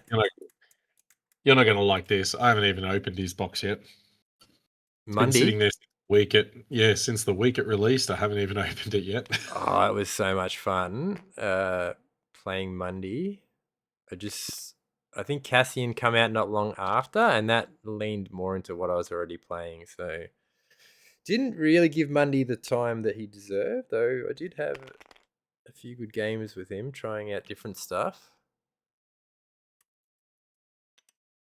He was instrumental in bringing Republic back. Not that they were ever leaders, I guess, but the force was always so tight with Galactic Republic. And then as soon as something gets wounded, it's way too tight. So Mundi being able to go, you know what? Have a 1 force push. It's amazing.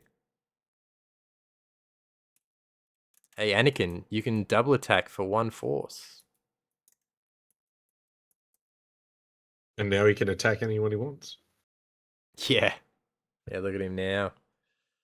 Opened him up, and people still don't take him as often as they probably hoped we would. We've seen him everywhere after the update. People are like, yeah, I'm going to play Anakin. It's going to be good. Problem is, was probably about the So many other time good options. that Revenge was getting really popular, and that's not what Anakin wants to see.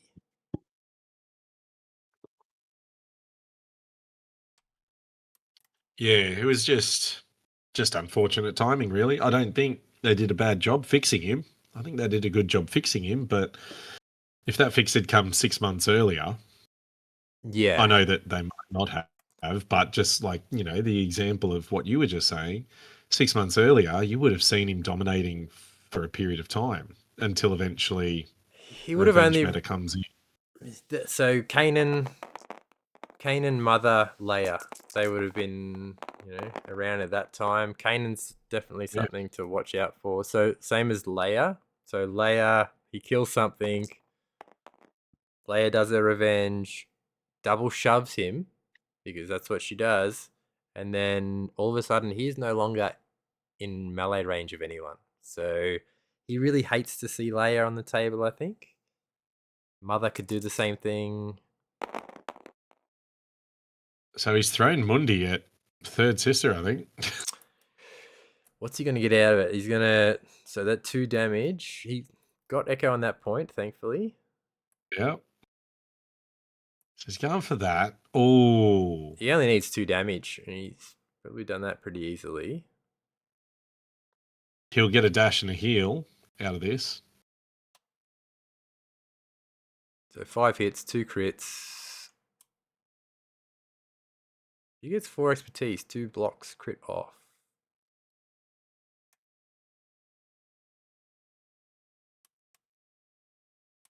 What's that, 4 through? Yeah. So that gets him the free The play you were talking push. about was a good one. Yeah. Play you were talking about was a good one. But I mean, if he's gone into third sister, like I think he has, which he did because it was 6 dice, she's not going far with the force push anyway. Because Vader's backstopping there. Problem is, Kiadi didn't do anything in his first activation, so he's really hungry just to hit something hard with the big stick. So he couldn't resist it. I'm going to go Kiadi. I'm going to have this big roll and do 2 damage. Kill third sister, because he hasn't killed anything yet. So he'd be itching to, haha, just wounded your stuff. Cool. Now he gets the force push. Force push Vader. 100% force push Vader. Go away, Vader. Don't know if he's in range to And force push struggle and that GI. back point turns on. No, I think he's too far for GI's at 4, I reckon, not 3. Yeah, just out of 4. Oh, it's out of 3. Vader can still dash and stuff, but it limits Vader's options. That if Oh yeah, you don't want Vader to and he's have drained all at you the can moment eat. too. So Yep.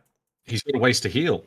He's got a waste to heal next No, turn. you The more see it you as move him from your units, no, that doesn't affect Vader. So what the strain does is stops him from it's getting the after it's force, and then he gets to remove a damage and a condition. So the strain goes away, then he gets to dash. So it's really hard to slow him down. But pushing him range 3, that's a whole advance. See you, Vader. Sit, Abu, sit. Good dog.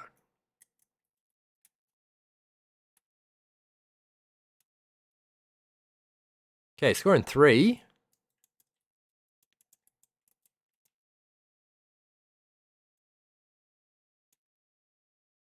So Steve's really hoping.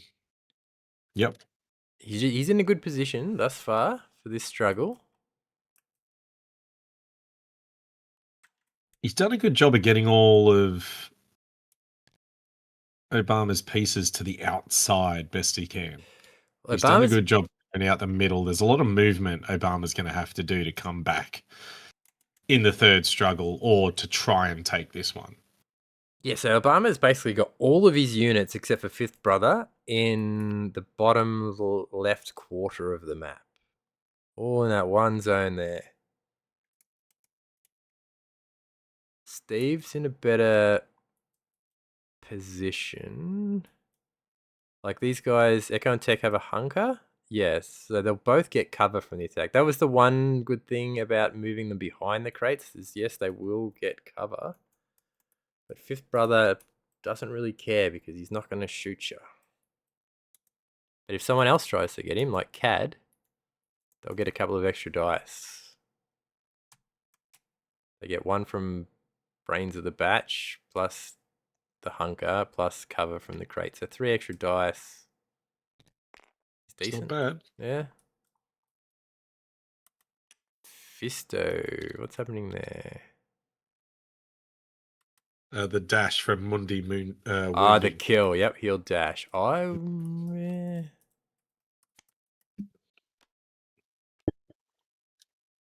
Don't know about moving him away from what was an active objective. That's interesting. So think about it, right? Steve has a lot of his units in the back half of the map already. So in thinking that, I would rather be pushing him to the other side of the board because he's basically got nothing on the other side of the board to take that point. Mundi's in the middle. Chuck T is in the middle. They might be able to get there eventually. Now Obama's going to draw bloody Cad or Fifth Brother, and he's going to take that corner point that's just gone objective. You watch. Cad, Fifth, or Shatterpoint. He's pulled Shatterpoint, but looks. I see the Shatterpoint card there. Yeah, there you go. Oh, that's his card. Okay.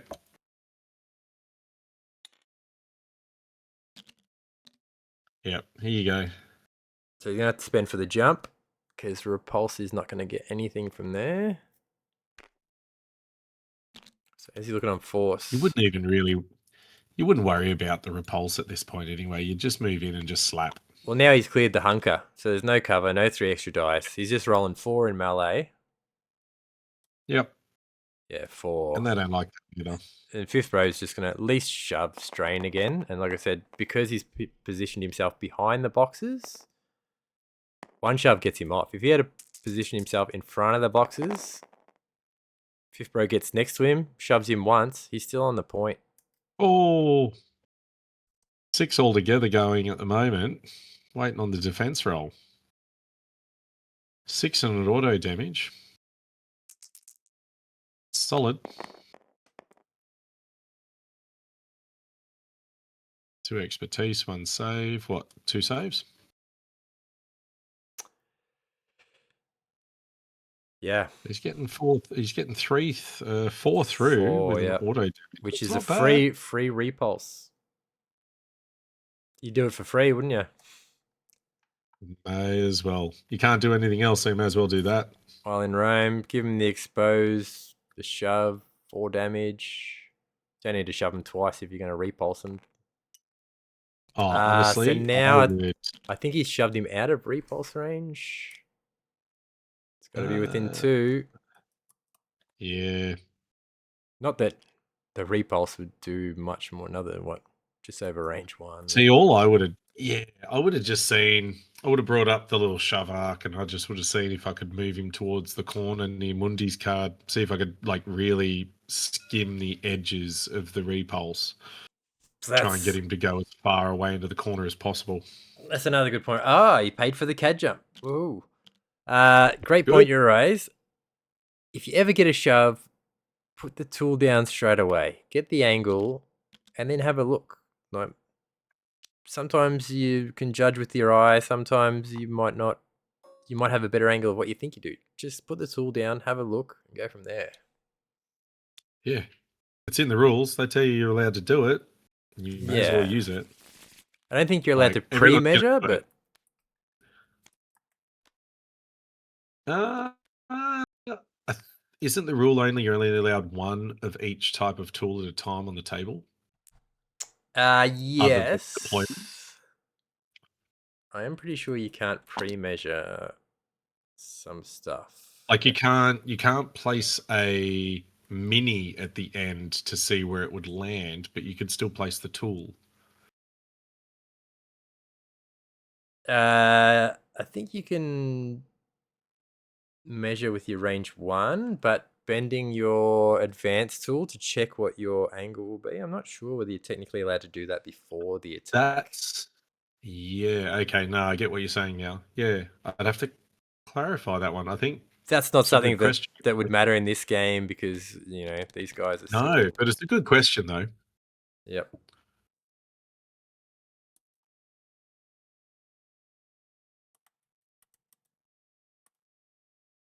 So Tech and Echo all loaded up on conditions. So you guys can't actually see it on your overlay because their tokens aren't working properly, but they also have a pin and disarm as well as the strain currently. They're having a bad Um, day. They really are. yeah, they're not good. Phil's clones do also have a hunker. You can't see that one because that token's not behaving either. And I think that's it. I don't think there's anything else you need to know. So both supports are just missing a couple of tokens, but Tech and Echo, yeah, about to come off that cable car and fall to their doom. Fisto being where he is looking a bit better now that Fifth Bro is on this point. Mm. Got Oh, CAD and yeah. Fifth Bro. He can swing Barris and Fisto in that direction. So Tech and Echo also on 5 damage. That's not coming up either because their damage marker isn't pinging for Steven when he clicks it, so he's had to manually put it on. they will be off the table very soon. Yeah, they're not doing great.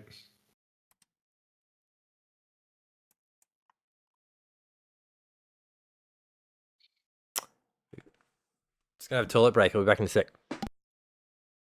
No worries.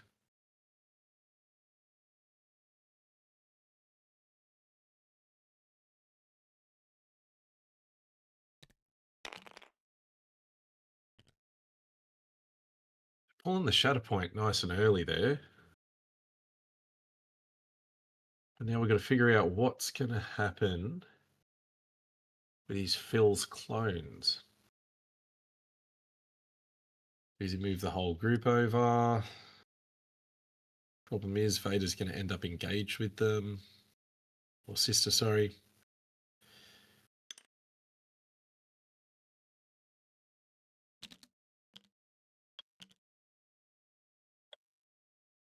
Basically just takes the run, defensive maneuver, grab that back point.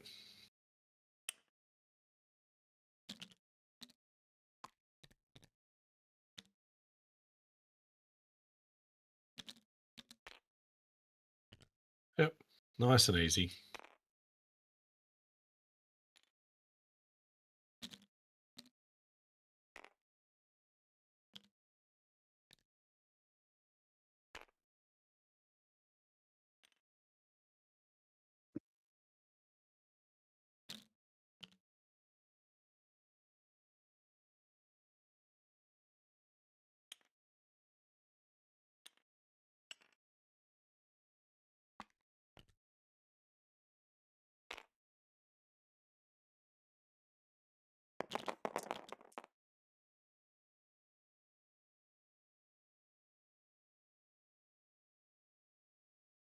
Ooh.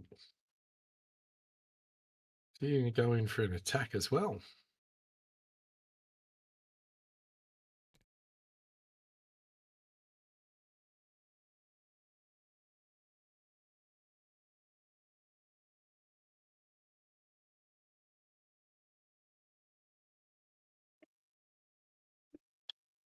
Going for the attack. He looks like he might be going for GI. Very interesting. See how we go. GI's already got 3 damage on him.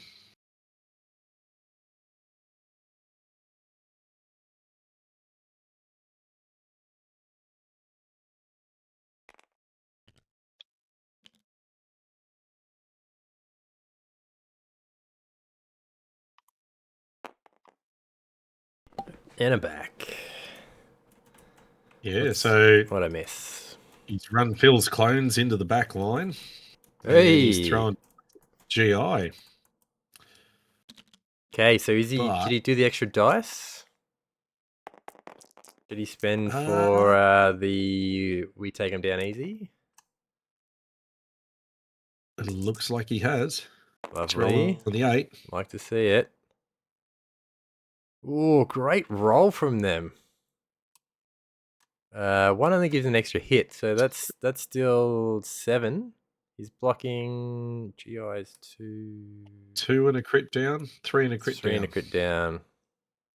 So 7 goes to 4. What's 4 through look like for them? Solid. Yeah, but what's that? 4 damage, maybe double shove? They don't need the...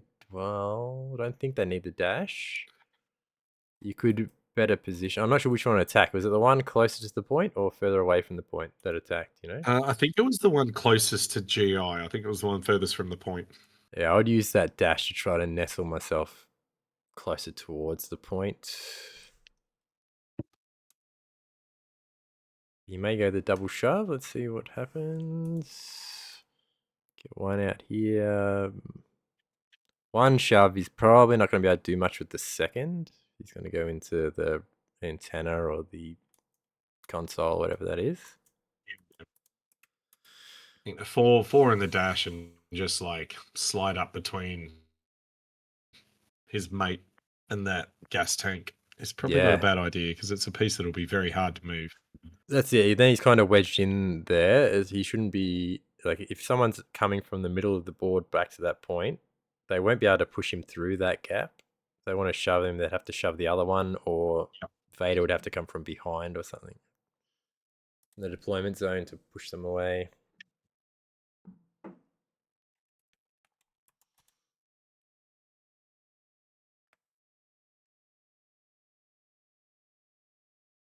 Well, I'm going to tag team because now while they're clicking things, I'm going to duck off to the toilet quickly too. Yep, go for it. I'll wait and see if he rolls 9 dice on the second attack as well.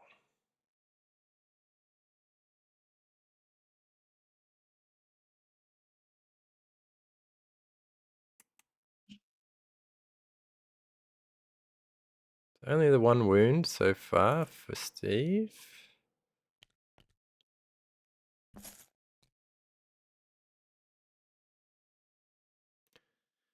So GI on 2 health left. Not that he cares too much about getting wounded. He doesn't really spend for anything.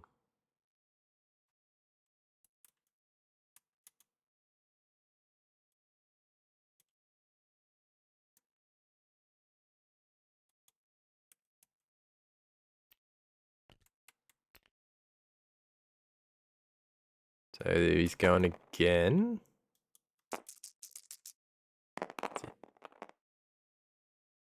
Cool. So yeah, reactive ability. He's only used it once. Can't use it again. Attempts to roll his 7.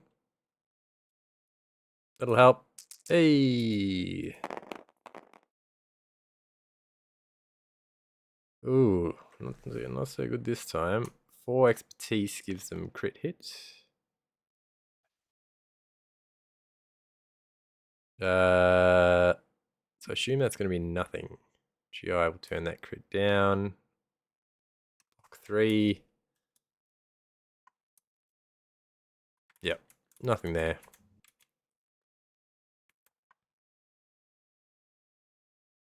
Okay, it's a priority. Let's score 2. It does not control a priority. Fifth Bro has that wrapped up for now. Good move. Pressure on. Yeah, unfortunately not having the priority point. Oh, he pulls CAD right after he's moved him all the way out of there. Yeah, I'd be tempted to go park with Fifth Bro. Having 2 bodies, one of them being a tiebreaker. He's basically going to hold that point for the rest of the struggle, I think, because he doesn't have enough. Yeah, good Barris activation. Might be able to clear it. What's he done? He's done Shatterpoint him, so we're drawing. It's CAD. Yeah. This is where the gambler in me would turn around and go, no, I'll reserve him. Let's see what happens. If it's anyone except for Fifth Brother, they maybe go in there. Strong chance they could wound Phil's clones as well. They're not that strong in melee, so... Reserve is fair because his range 4 bubble at the moment is covering Barris, Fisto, Shakti. Yeah, no, she's dead. Probably not Kiadi. Yes, he reserved. Brings out 4th. Yep, so, yeah, 4th's she's pretty up the good. top at the moment. She's March. If she That's good. advances, Let's do it. shoots at someone, she can get a dash and then pay for a jump, and she's up on top of that. No, she can't. Yeah, she can pay for a jump. I would shoot Teko. I would absolutely advance across the gantry to get a shot on Teko. I'd shoot them. I'd use the dash off the expertise that you're very likely to get on 2. If she doesn't, hope to get 3 down to double her shove herself off the gantry and then pay to jump up onto the little building there. Honestly, I feel like the safe way to go was force pull the nearest clone off and just run yourself onto the point. You break the tie. That also works, but my thinking is he's got Third Sister close, he's got GI close, he's got Vader close. Those 3 bodies should be able to handle that back point. She was at the midline, making it easy to push into the into Steve's deployment. Others have to do a lot of work. So that's something you need to constantly think about. How thinly spread am I? Where positioning of your pieces. It's not good to clump too many dudes in the one area. I suppose that's the influence of that objective marker as well, that priority point. Yes, it really 100%. does make you second guess yourself and the decisions you're about to make. So we've probably got 2 crits going through. So yeah, I'd say just load conditions and give them 2 damage. I'd say give them the pin and give them 2 damage.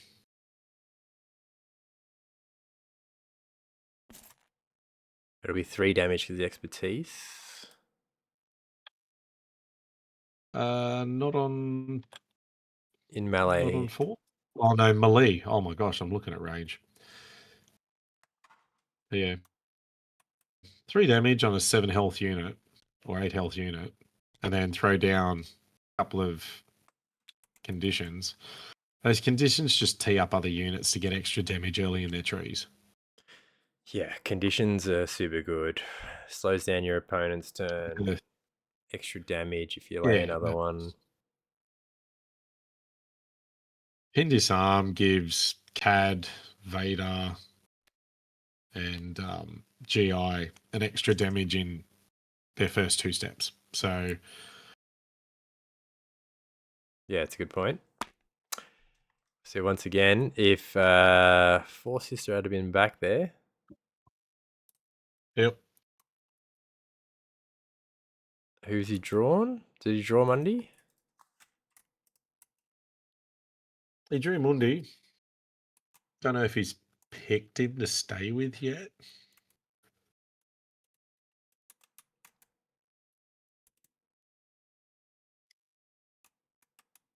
I'd be dashing Mundi, Barris or Fisto, try to get them closer to the 5th bro point. Then he gets a dash, and then he's probably engaged, so he gets another dash. Can't really push Force Sister out unless he uses the dash to move Phil's clones. Even then, she's still probably going to be on the back side of the point, still contesting if he shoves her. Yeah. But she's killable. What does he do? Max 8 damage. So if he full trees with that lovely expertise, he could kill her in one. But just getting a second body there stops her from breaking the tie. Wins the point, maybe. Yeah, second body works. I would want to try to get on the point, attack Force Sister, try and kill her, and then try and push Darth Vader again to the board edge. Yeah. It would feel good to get him right out of the way. yeah. Just eliminate the potential of, an adolescent angry saber swing. Yeah, dash and advance can only get you so far. I really hope when Kylo Ren comes out that they have a tantrum ability on his card where he just gets cranky and just swings his saber like crazy at whatever's nearby. Yeah, I can't wait to see what he does. He's a cool character. Battlefront 2. Played him a bit in Battlefront 2. The first character I maxed out was Lando. Oh, really? It's just way too overpowered in there when you got all his stats right. Yeah, he's not bad, Lando. I've seen some good Lando players. I just never had cooldown on any of the abilities. Never, ever.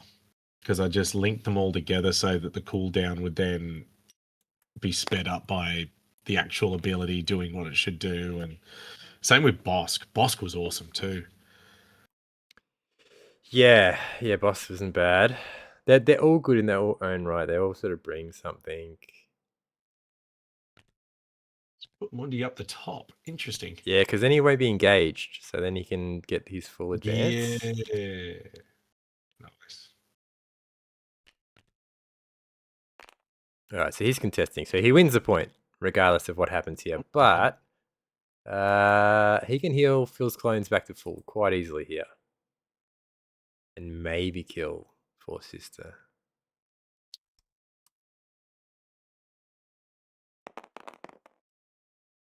Just a good example there, what Steven did about, even if you're stuck, just check the board, see what it offers. Ingress points can be great ways of getting away from engagement, or even just getting an extra half an inch of movement because you get to go that range 1 from the top of the ladder and might give you that bit extra instead of the dash. Like, the board can help you a lot too. You just got to look at the terrain and see what it can give you. Yeah, that's a really good tip. Ingresses are awesome.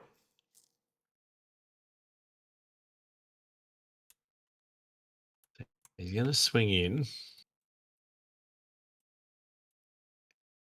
Checking his potential force push range, I think. I wouldn't be pushing anyone back to his deployment. Yeah. So he's on the wrong side.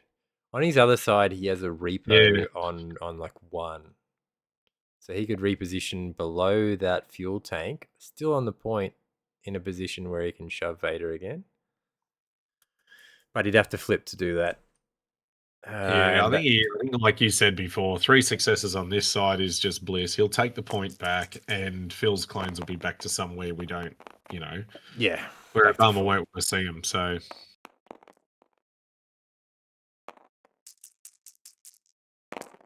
not a bad roll from 4th. She's getting 4 blocks, 4 hits plus expertise. 2 expertise gives him 3, so 4 through. that's all he needed. He only needed 3. 4's a bonus. Gets him a free force push. 6 heals. Holy crap. Yep, and he only needs, what, 3? That's big. He needed 4. So he could start at the bottom 2 damage and go Yep. up. Would So be nice. that would be 4 damage, 4 heals, and a shove and a free force push. Shove's going to do nothing. That's cool. Doesn't matter. Use your heals. The force push, though, is annoying because his only target. You're doing him a favor by pushing them. So He's gone with 6 damage. I think he's only gone with the 2 heals. well, that He's clears only their taken the conditions. That's okay. Which is not actually that bad. Like that's a good bit of damage on her. Slow Oh her yeah, down a she's bit. Like two away from dying now. If they attack Mundi, the- Mundi super deflects, kills her. done.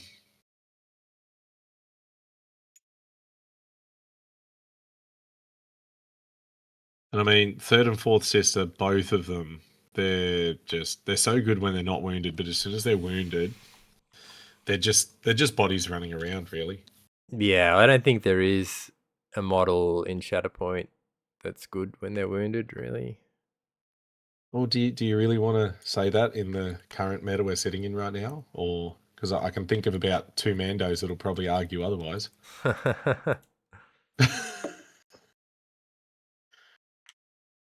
Still got our biscuit and cookies that run around the place like nothing matters. Force doesn't matter. Hmm. They're the only ones. Literally the only exception to the rule. This is true.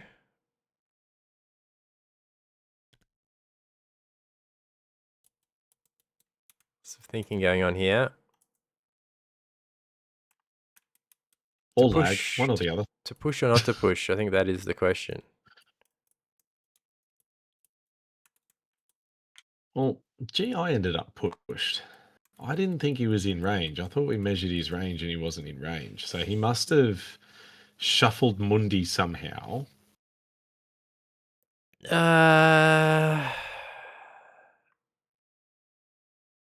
Yeah, I can't be sure what happened there. Maybe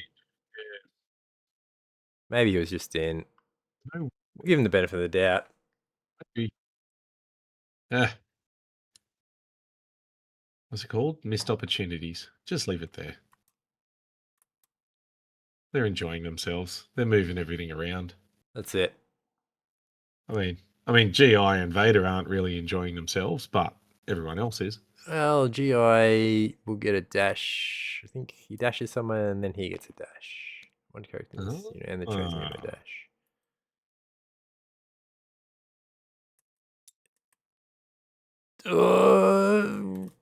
That's close. I think it is. Yeah, it is. It is. So now it's a tie. Well done. Yep. Good. Four sister will flip that.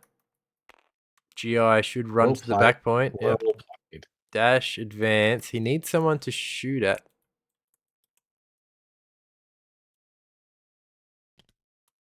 Because he got dashes and repos. Problem is he has no climb. So unless he can displace Techo, which I don't think a dash and advance gets him within line of sight. Unless there's a ladder. No ladder.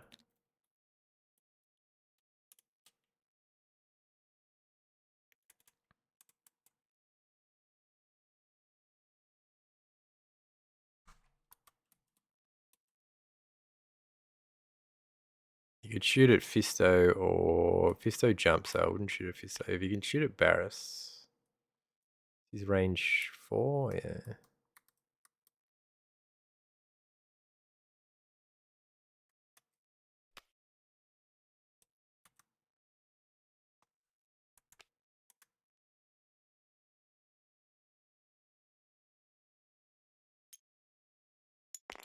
That's the thing. If he's tactic, He's committing heavily to his home point.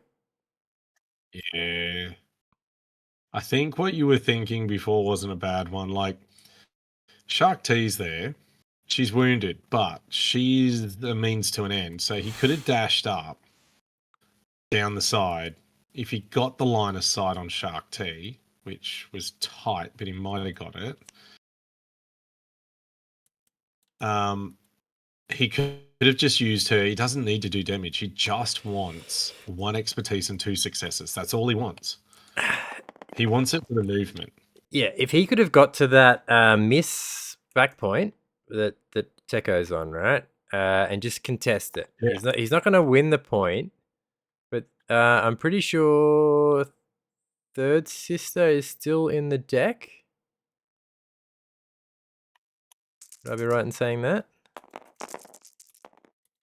Because Third Sister, So, if she gets drawn, she gets Fifth Bro on the to dash and attack and kill Teko, and then GI takes the other point because the other model is now wounded. But if that body's not there, yeah.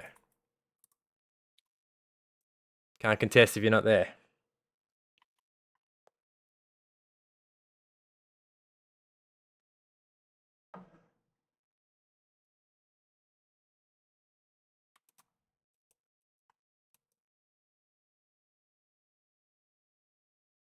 I mean, Obama's really showing the stickiness of Inquisitors right now. He's showing that, they can be difficult to deal with. They can move around. They can get things done. Like, if you can keep them from getting wounded, they've got a lot of ability there.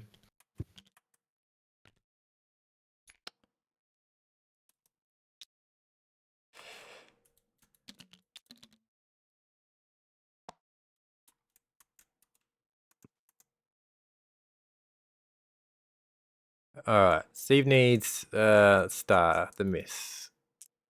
It's the expertise. Okay, what's he get?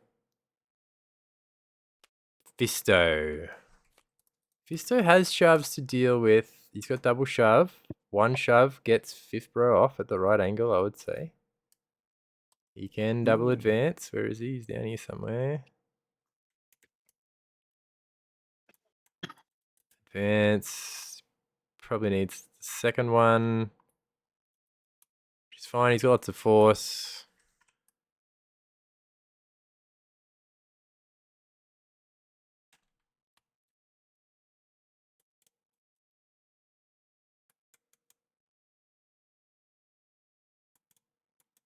Problem is, like I said, even if he does push him off, when Third Sister goes, she just dashes him back on. Yeah. Cat is not in range to do.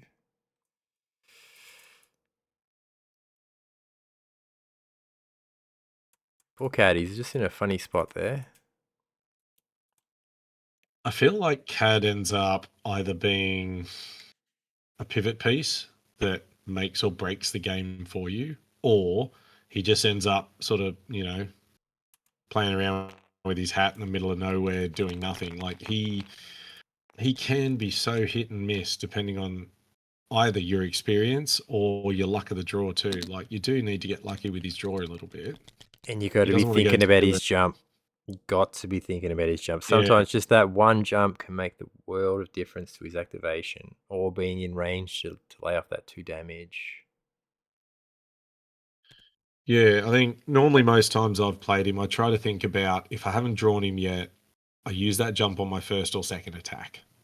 Like, if in my first attack I haven't had him yet, try to get him up there just so that he can do something. Because every turn he's not there is a turn where you're losing his effectiveness in the play, and you may as well not have it. So he is a tricky piece because you want to push him up, but if you push him up too far and someone is able to engage him, it turns off his ability to jump or do the 2 damage. So yeah, it is a balancing act of his positioning, but that's positioned well. He can be super effective. Yeah, his sweet spot is sort of, range 2 or 3 left or right of the midline, and I'd say about range 4 or 5 up from the back of the board. somewhere in that region. You don't want to have him all the way in the middle. You want him about range 4 off the middle, range 3 off the middle. But yeah, I'd probably say range 2 or 3 off the midline. Because, yeah, you still want to be able to do that chip damage.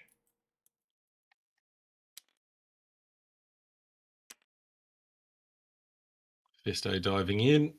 Lovely. Let's see a big swing here, Fisto. His expertise is good. 2 expertise. He's getting 2 crits and a hit. Everything goes slower underwater, right? So Fifth Brother's going to see this coming a mile away. Maybe. Go on, give us another 6 dice defense roll that just comes up 6 blocks. Just be rude. 4 expertise for Fifth Bro is total of 3 blocks. Fisto should get his 2 shoves easy here, I reckon. Come on, help a brother out. Get something. There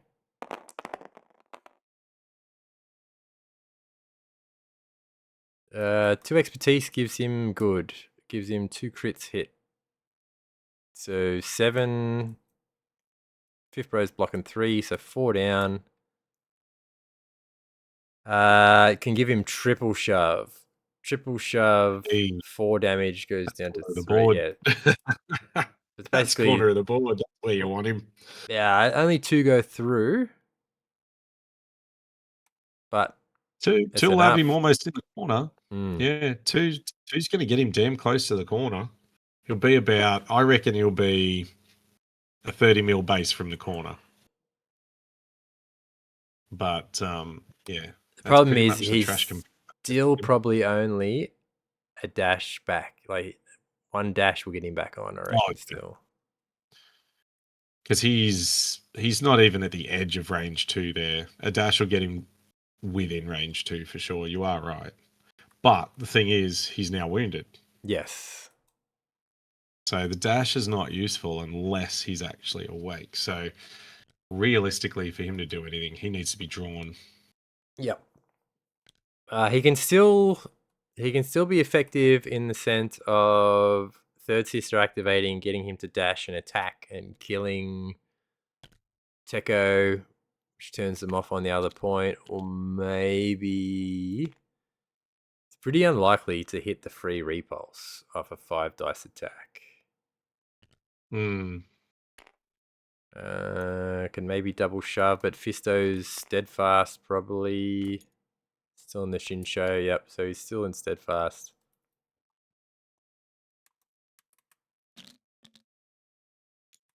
I don't see Cad being able to do too. Oh, I wouldn't have followed up. I would have stayed where he was in a good spot. Yeah, he was nice. I mean, maybe he's just trying to use the crates to bolster up a bit. Maybe. Yeah, I would have used the corner of that crate. Just basically exactly where he was perfect spot. Because most of his attackers are going to be coming from Cad's position. Cad's, yeah, angle.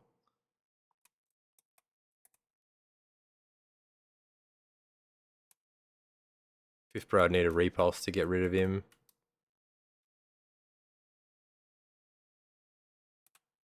Pretty hard to position yourself in a way that you can avoid the repulse, but just the typical shove. Yeah.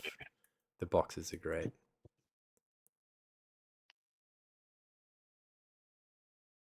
Okie dokie. So he'll score that one. He'll get 3. 1, 2, 3. Good going for a while. Hope I got enough tape for this match. Might have to take the cassette out, turn it over, rewind it, and start on the other side. Yeah, yep.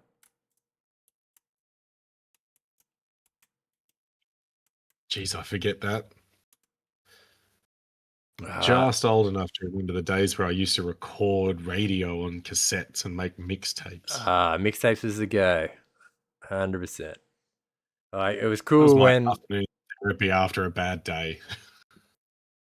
I did enjoy the thrill of having the radio on. You're like, come on, I want my favorite song to come on so I can record that song that I heard before. You know, you couldn't look it up on the internet to find out what it was called. You just had to wait for it. As soon as it come, bang, hit record. Yes, got it. I was I was lucky enough to have a double tape deck, so I could have a tape in one side that would record from the radio, and then I could essentially crop that one Yep. to go into the second tape, so I could try and find the perfect spot to start recording, and I could have a couple of goes at it to Yeah. get the right spot.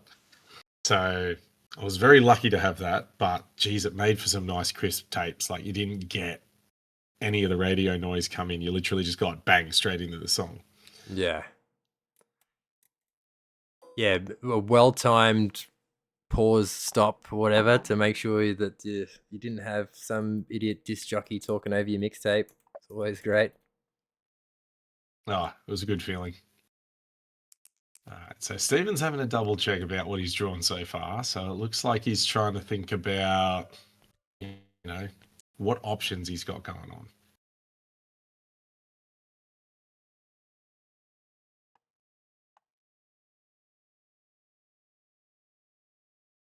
Obama looks like he's thinking about whether he might pull CAD or not, because he hasn't pulled a card yet, but he's made sure to roll objective early. Looks like he might think about going with CAD maybe. See if he can displace Techo. You just got to kill him. Just do it. Do it. Just get in there. Advance, CAD can do it. On the jump. side he's on right now, he's got it. Now, if he flips, he gets the jump that he probably needs, because an advance and then a jump, I don't think he's contesting. But if he hits the jump, he's either going to get up on top or he's going to get very close. Here we go. That's third sister. Who is she going to tell to dash and attack?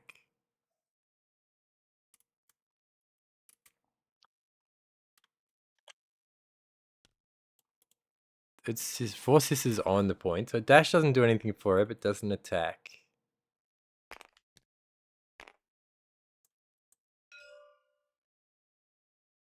What do you ping? Call the hunt. Yep. So it's going to cost him this time. Did he spend for it already? I don't know. I didn't see if it got tapped or not.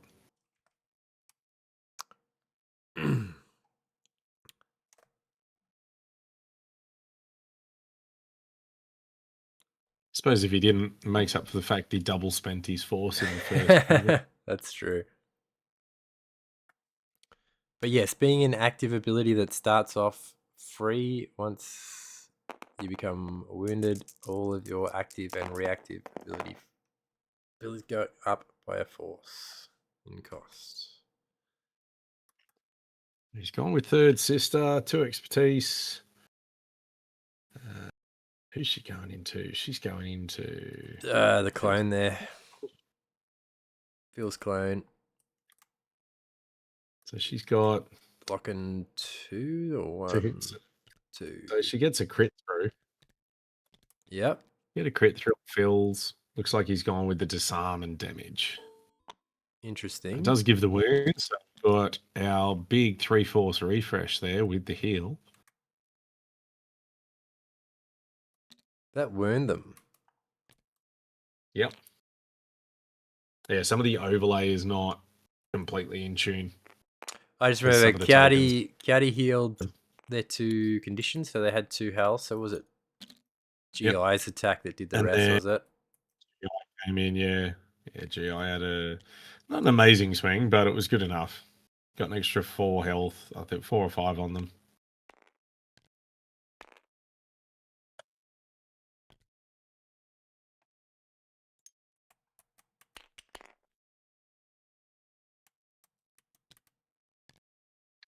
Run, run, run. Well done. So he doesn't control 2 of the points, so he should get 2 extra dice on her attack, according to Your Fear Betrays You. No, wait, it's not 2 extra dice. She can, when a character in this unit makes an attack during the modified dice steps, this unit may use this ability. The attacking character may re-roll a number of dice in the attack roll up to the number of active objectives controlled by the opposing players. So she can re-roll 2 dice.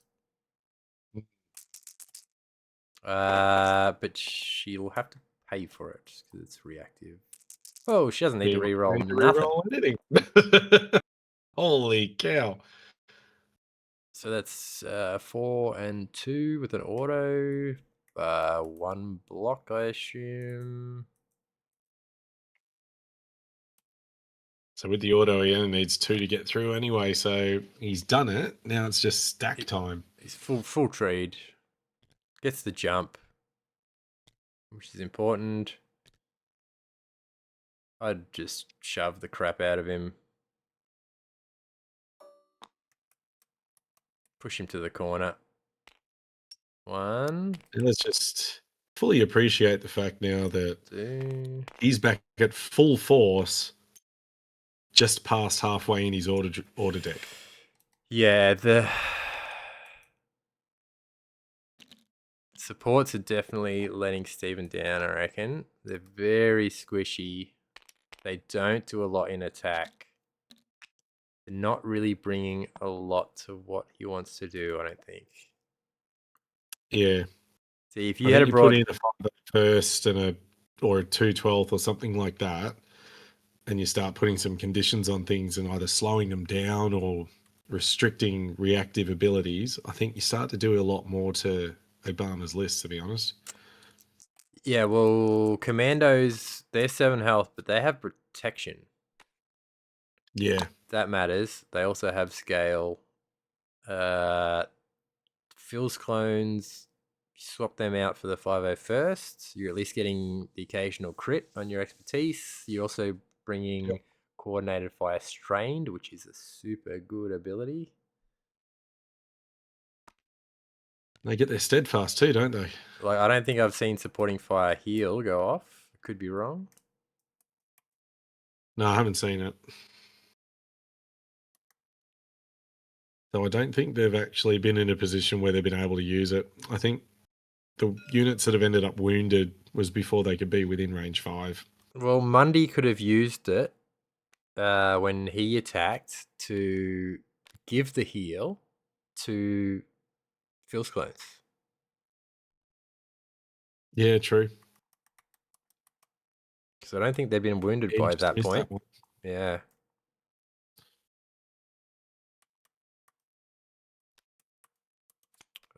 He's seeing who's left in his deck. Barris is good. Barris can double advance, force push. He's got the force. It cost him 3 though, and he would have 3 cards left. Pricey, but he holds priority, so it gives him 1, 2, 3, and not bad.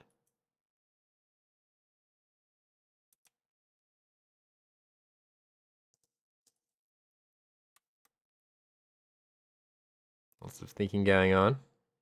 So, what was your favorite reveal from Ministrap? Oh, I'll limit it to the upcoming boxes rather than sort of Balin and Elsbeth because, you know, seeing cards is fun, but you always yearn for more. I reckon, I honestly am pretty keen on First Order. And I think I'm torn between Phasma and Kylo, but I reckon I do feel like I want to play Kylo, to be honest. So I think I'm going to lean towards that one. Keen to see what they do with his model too, because some of these figures look pretty good. Yeah, he should be a super good looking model.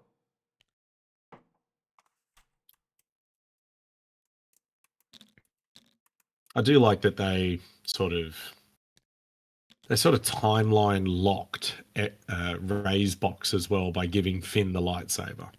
So they have shown us that, you know, there's a strong chance they'll probably make her in a Jedi Knight form type thing for later on in the saga. So that's promising. I'm upset that BB-8 is on her base. I would rather see him as a support, like as his own unit. Same as Grogu. Well, Grogu would have been great to be in his own unit. Josh Parks turned around straight up and said, I'm taking him off her base and I'm putting him on Poe's base. I don't care. Yeah, that's a good call. 100% good call. It's like, I'm going to buy both boxes regardless. I'm just going to shift the bases. So, we've got a Barris attack here. Into fourth? Into what I think is fourth, yeah. Yeah, she's in trouble because it's what, 2 blocks, 3 blocks dash. Come on. Help a brother out. Roll for him. Yay. There we go. 6, 2. 6 plus 2 is expertise. 3 more. So 9. So 6 through. So full tree. Yeah, baby. That's like 4 shoves, 5 damage, and a force push. Boom. She gets the reposition on 1, so she could reposition herself. Yeah, I'd get on the point, force push fader. She can't shove force sister, so those shoves are great in theory. So reposition, go up the top. 1, 2, 3, 4, 5, 6. 6 damage, force push, exposed jump, reposition.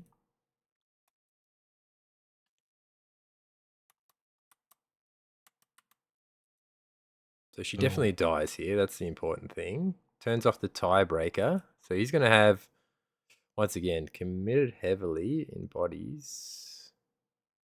Don't forget, Mundi's also going to give a Jedi a dash too. So the reposition, if he wanted to cover distance, could take him a long way if he actually wants to go anywhere. But I think he's fine where he is. I don't think it's worth sending her anywhere else. I'd be moving Shakti closer to Third Sister.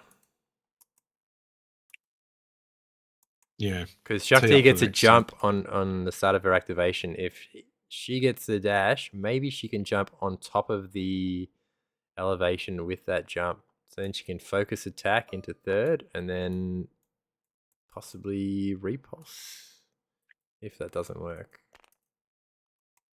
Shove on 2. It's very strong. Well, like, there's a strong chance you'll shove on 2. She repos on 2. So she could repo behind Third Sister to be within 3 of Echo and Tech to then 1 force repulse. Possibility. Yeah.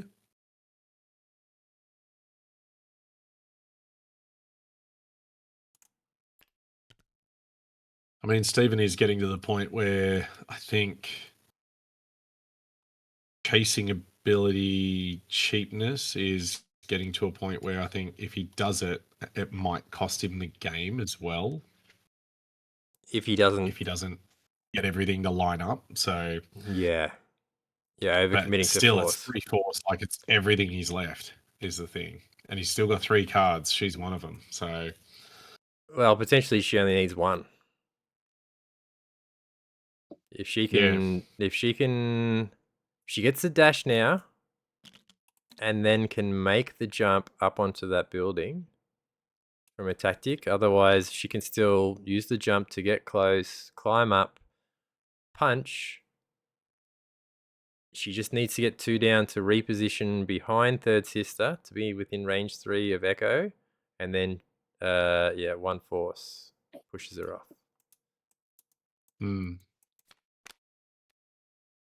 Again, good reason why pins are good, because if didn't have the pin on Echo and Tech, could have dashed Echo and Tech over. She could jump forwards and it would close the gap real fast. Well, that's true. That is a good point. I'd much rather move a living model. She could jump.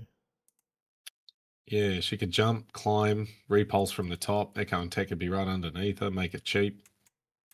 But the pin just makes it a real annoyance. It's probably not a bad call. I suppose I'd probably want to dash the Phil's clone that isn't contesting on. But that's also a good call. They are wounded at the moment, though. Yeah. Oh, yeah. Well, everyone else is probably where they want to be. So you're probably right. Dash, Echo, and Tech. So then that force bubble is ripe for the taking. Just brings it more into play, really. It just moves it somewhere where it's going to get used. Because at the moment where they are, like you said, it's just too far. You gotta move some pieces to make it happen. By the time you do it, you might muck up the turn because you're trying too hard to chase an ability. And I think that's a big thing for some newer players too. Like when you find yourself chasing an ability because you just want to make it happen. If you want to win as well, sometimes you just got to let it go and just be like, maybe it's just not meant to be.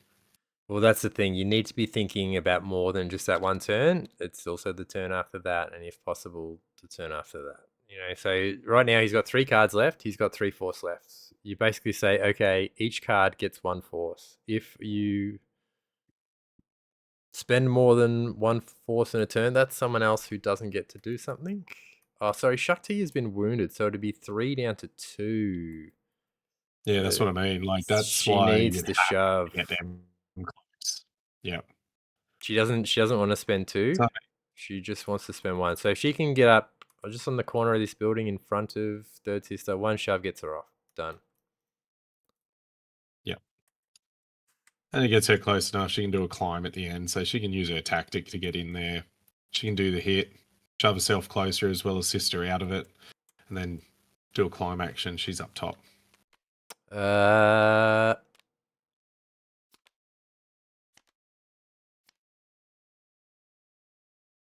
suppose he's considering who to move. I hope he is. It's got to be a Jedi. Heal and dash. What Jedi is hurting?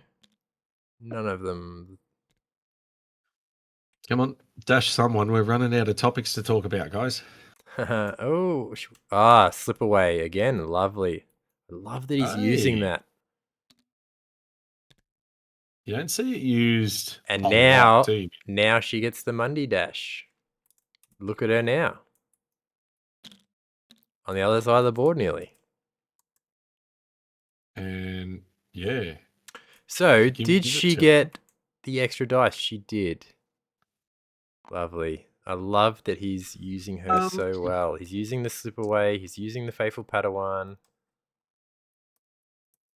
Getting full value out of She her. can't actually use flip away on herself because it's when another Galactic Republic unit targets an enemy, not her. So she can't actually use it on herself. That is an awesome point.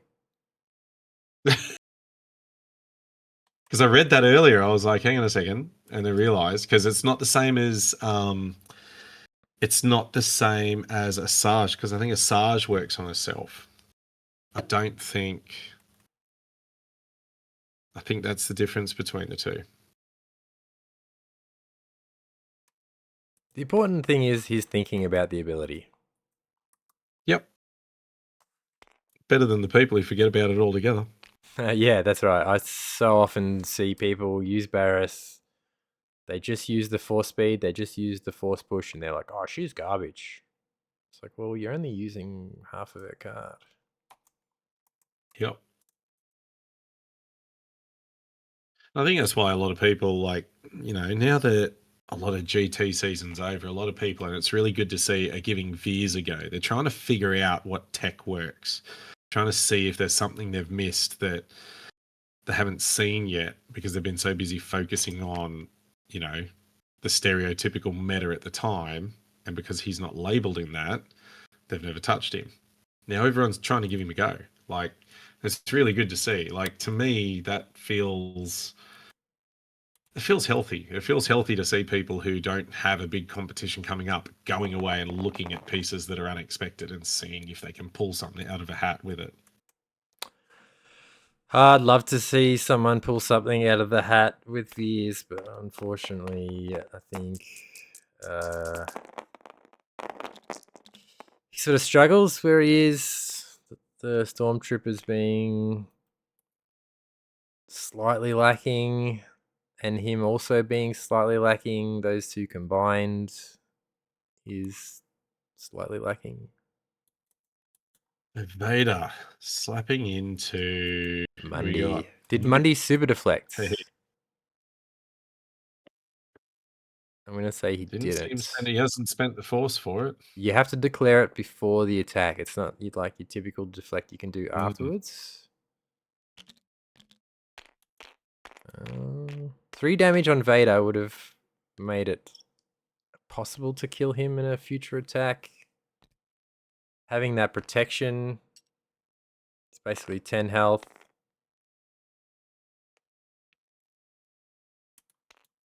Shoves poor Mundi away.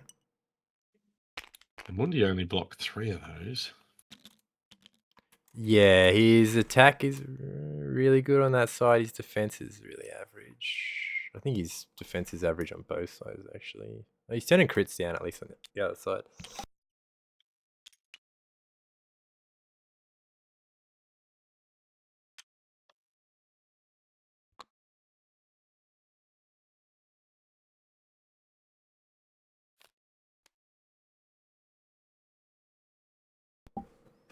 All right, what do we got? What's he got? So he's got... It's the Vader point. Oh, their last activation. No, going in reserve. One less force. There you go. Shakti. Shakti gets it done over there. What does she get done over here? She can... This fuel tank is making the force repulse less attractive on the Vader point. Well, you're only really getting Vader out of there, aren't you? She kind of needs to get right behind Vader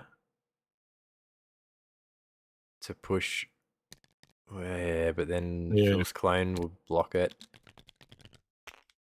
Kind of behind the fuel tank, maybe.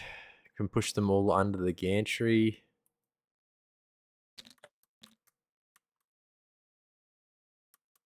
Just go take Third Sister's point. Call it a day.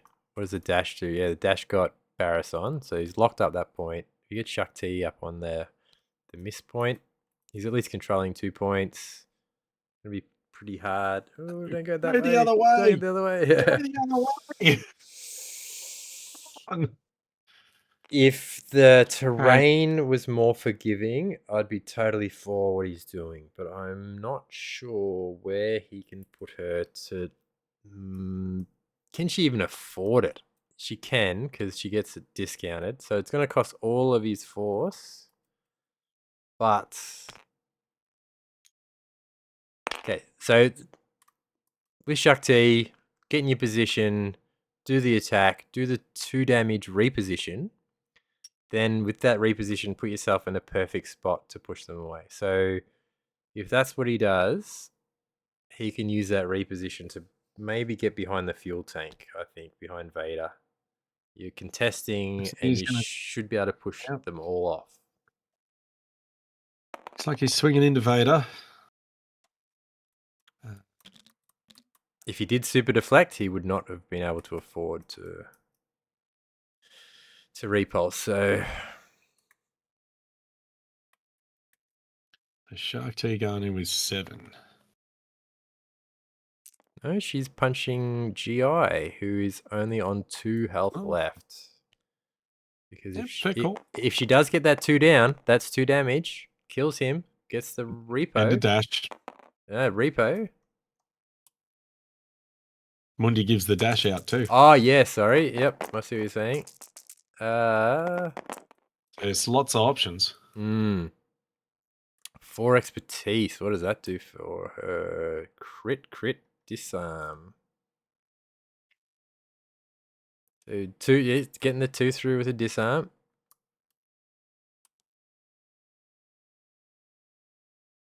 That's all he needs. 2 damage repo.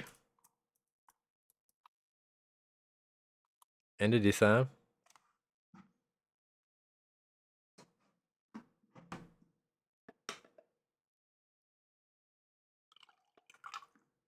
I think I might have to go and open my Mundi box and get him assembled. I'm enjoying watching him. He's very good. Yeah, I played a little bit of Mundi Plo, Mundi Anakin, Mundi Lumi. All good combinations. Plo was okay. Did have a really good game with Oleg in the Melbourne GT. he had Plo, and for once his identity was doing a lot of work, being able to dash when a trooper within 3 was attacked. He was able to get on point and was super annoying.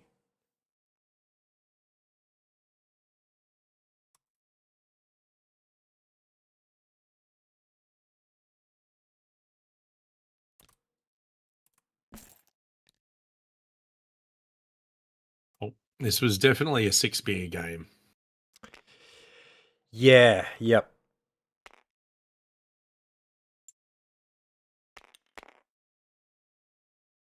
Getting that little push out there. Just moving everyone around. Vader, I think, is still definitely contesting that point. He just doesn't quite get it out where he wanted. Yep. So what did he do? 2 damage shove. Because he didn't repo.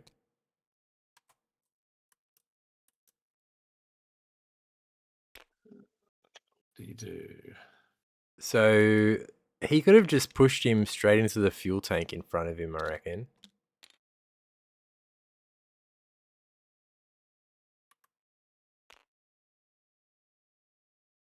I'd push him into the ladder.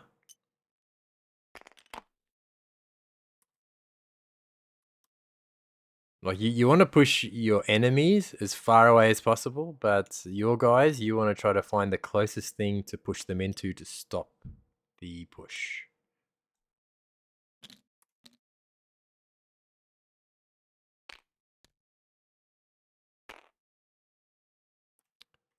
Both Mundi and Shakti are super good pieces. Yeah, need to get into it. Yeah, she's... Need to get into it. Shakti is both a pain and a pleasure to paint.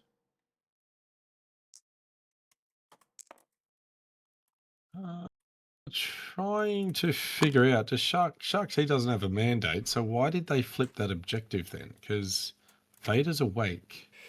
Phil's clones are dead. Vader is awake. Shakti has come back to life, but she has not cleared her damage.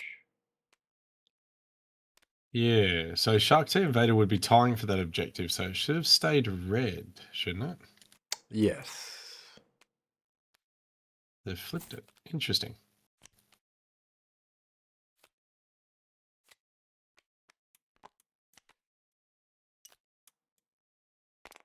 If Bro is back, he can displace both of them if he hits it on his tree, because he can't afford it because he's been wounded. He's still got a strained on. Does that mean he suffers strained, or he just forgot to clear it?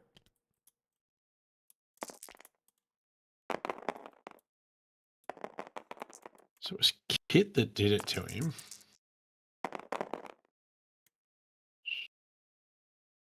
Not a bad roll. 3 crits. No, he forgot to clear it. It was the only condition memory. Okay. 3 crits doesn't do it for him unless... Oh, hang on. 1 expertise for... Was it Fisto? So he's getting 2 expertise, which is only going to be 2 blocks. So 3 through for Fifth Bro does not get him the repulse that he needs. 1 off. And he's attacked Fisto. So Fisto is steadfast. So what does 3 through do for him? Maybe 3 damage, shove strained?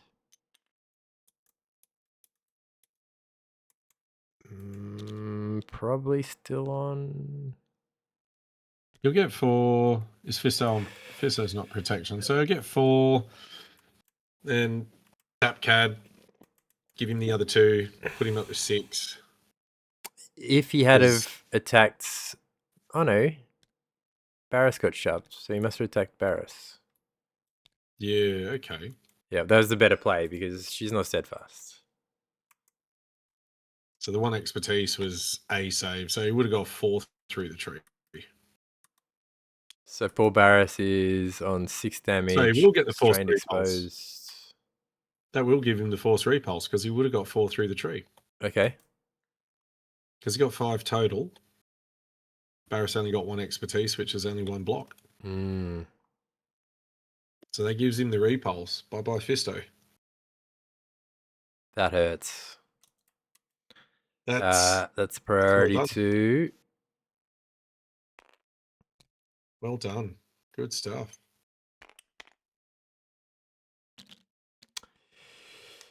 Yes, unfortunately for all Barris's strengths, she has a big weakness, and that is in defense. And another good reason to check expertise before attacking and choosing. Yes. You always want to look at that defensive expertise. At least to check if there's a dash, but you definitely want to check the odds of your attacks. Heals and movements, that's always the big 2 things you don't want to be mucking around with. Movement You always hear the especially. stories. Yeah. You always hear the stories where someone attacks because they're like, oh, I'll just attack because I can attack. Then they lose the game because they attacked and the other person Yes. moved on the point. Yeah. It's like, oh, why'd I do that? So Never be scared to take the time to read a card. no. Because he shoved Barris, she's now outside of 2, so she cannot be repulsed. Tap CAD. Yes. It would wound her.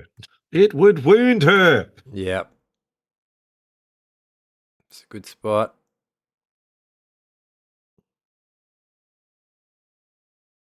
You're still allowed to spend the force right now. Do it.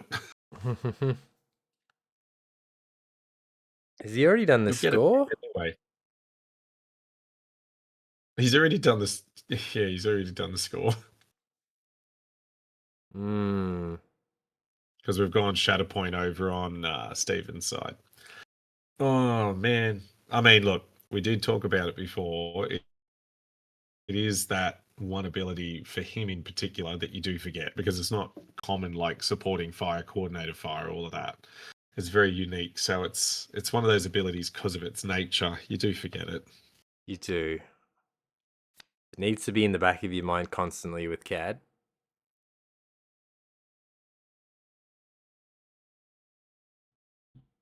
Even if you just, have a little token on him that's nice and bright that reminds you to look at his card. Like just put a little visual reminder on his card or near his card, something like that.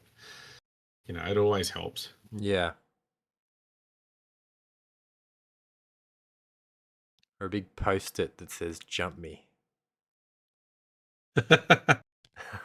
Just don't slap that on the back of your mate as he walks past. Could make for an interesting day out.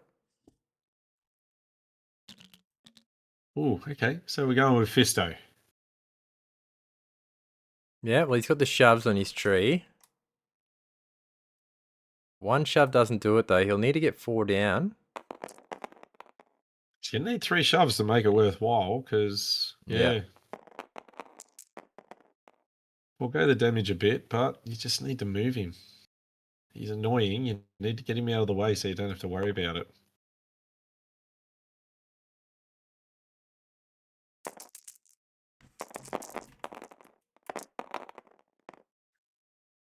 Oh, good roll from Fisto. 3 expertise gives him crit hit.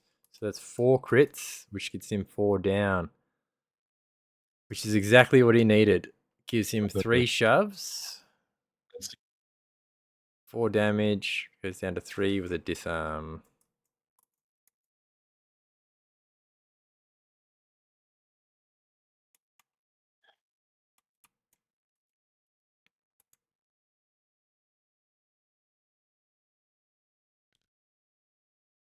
He's taken 5 damage. I don't like the look of that.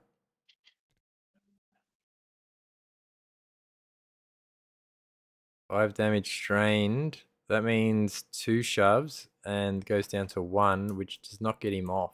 And he's a tiebreaker, so he will not score that point.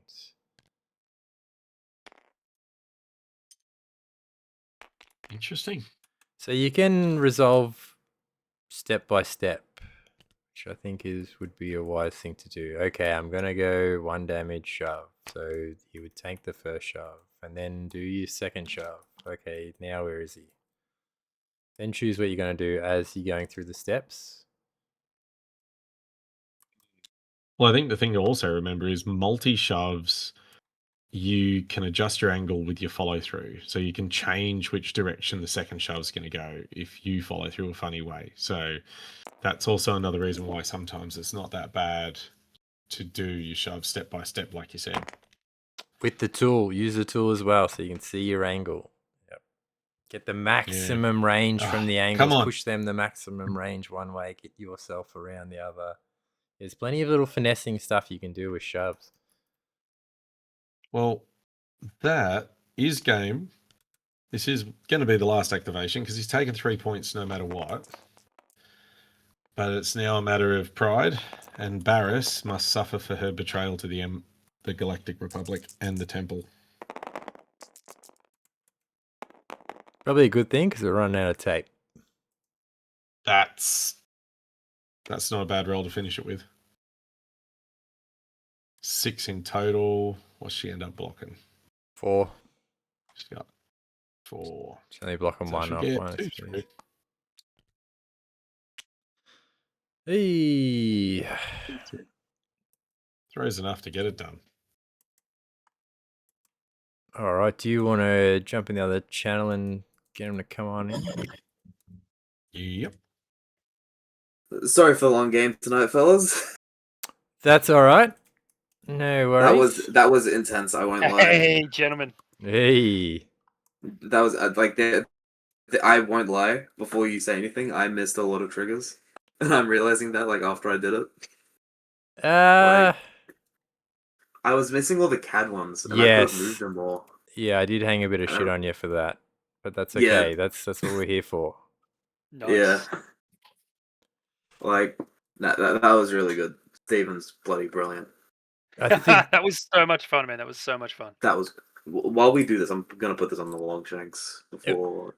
it was interesting to see the double, like each team having a forced repulse and what you were able to manage to do with that. Yeah. So this list I designed off the back of my big whinge about Cassian. Yep. Because I was focusing a lot of my previous lists on taking people out of the game so they couldn't score, but against Cassian that doesn't work. So this list is specifically a anti-Cassian list, and it's not designed to kill people. It's just designed to shove them around and get them off objectives. So it kind of explains what I was going to ask about why Echo and Tech. Yeah. So Echo and Tech, I took for a couple of reasons. One of them is that I've never used them before and wanted to see what they could do. Yep. And it turns out, I don't know, they died. Is the answer to that. The other reason is that they've got a push on the second thing on their tree. Yep. So they can give them a little bit of a nudge. And they've got a crit here as well. So it should be reasonably easy to get that push. Yep. But they've also got a really good ability to remove conditions from other primaries and models secondaries. Yeah, were you able to use that at any point in this game? No, not at all. They got killed before they could activate, and yeah, I had to pull a sneaky one on them. Yeah. Literally the turn it before. was well played. It was well played. It just yeah, and I drew them and they were wounded, and then I didn't have enough force to use their keep a low profile or fight smart not harder thing, and it just it was a brilliant play into them, really, really well done. What about Phil's clones? Talk me through that one. Why are they there? So Phil's clones are there for a similar reason. So they've got a push on the second thing on their tree, which I don't think the ARFs or 501st do. I don't think. 501st have it on their second. Yeah. I'm pretty sure. And they would dish out. They would dish out strain, which would then also, because this is one thing we were talking about was they've got it on the third. I'm thinking 212th have it on their second. They've got it on the third. Yeah. Yeah, we were talking about it, and we were like, we were both sort of theorizing who we would bring, and we Mhm. figured Echo and Tech, pretty much kind of what you said, removing the conditions. I looked at it, I was like, based on what Mundi wants to do, based on what Fisto wants to do, looking at your prime pieces that you wanted to be doing the movement around the board, we're like, Mhm. maybe you just make sure that everything is free enough to move, and that you get Yeah, rid of a yeah. strain with an ability, whatever. But yeah, the hard part with them is they're just so squishy, and then it costs. So if It does. Yeah. someone sees it, they shut it down pretty quick. Yeah. And And look, it was my first time using them. I'm disappointed with how they went, but I'm not like surprised or like disappointed won't use them again. It's like disappointed learned some good stuff about how bloody fragile they are. But yeah, they were there basically because I want the Jedi in this list.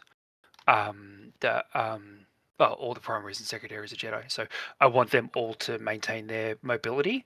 So I wanted to be able to remove pins and strain in particular from them, and disarms as well, because like you said, like having the force push in each team, that was quite deliberate so that I'd have that spread across the board. And then like Fisto's got those beautiful 2 pushes on his first thing with the really good crits off. Like 2 expertise on him is just like absolute gold. Just shoves people. He gets to where it needs to be and he shoves people around. It's beautiful. Were It's you all he does. were you He does able well. to use supporting fire dash at any point? No, I wasn't. And I think this is something that because Fisto is so fast, he does tend to. He ended up all over the board. Yeah, I find that with him too. You can't set him up in a position to get a lot of that because he likes to dart around.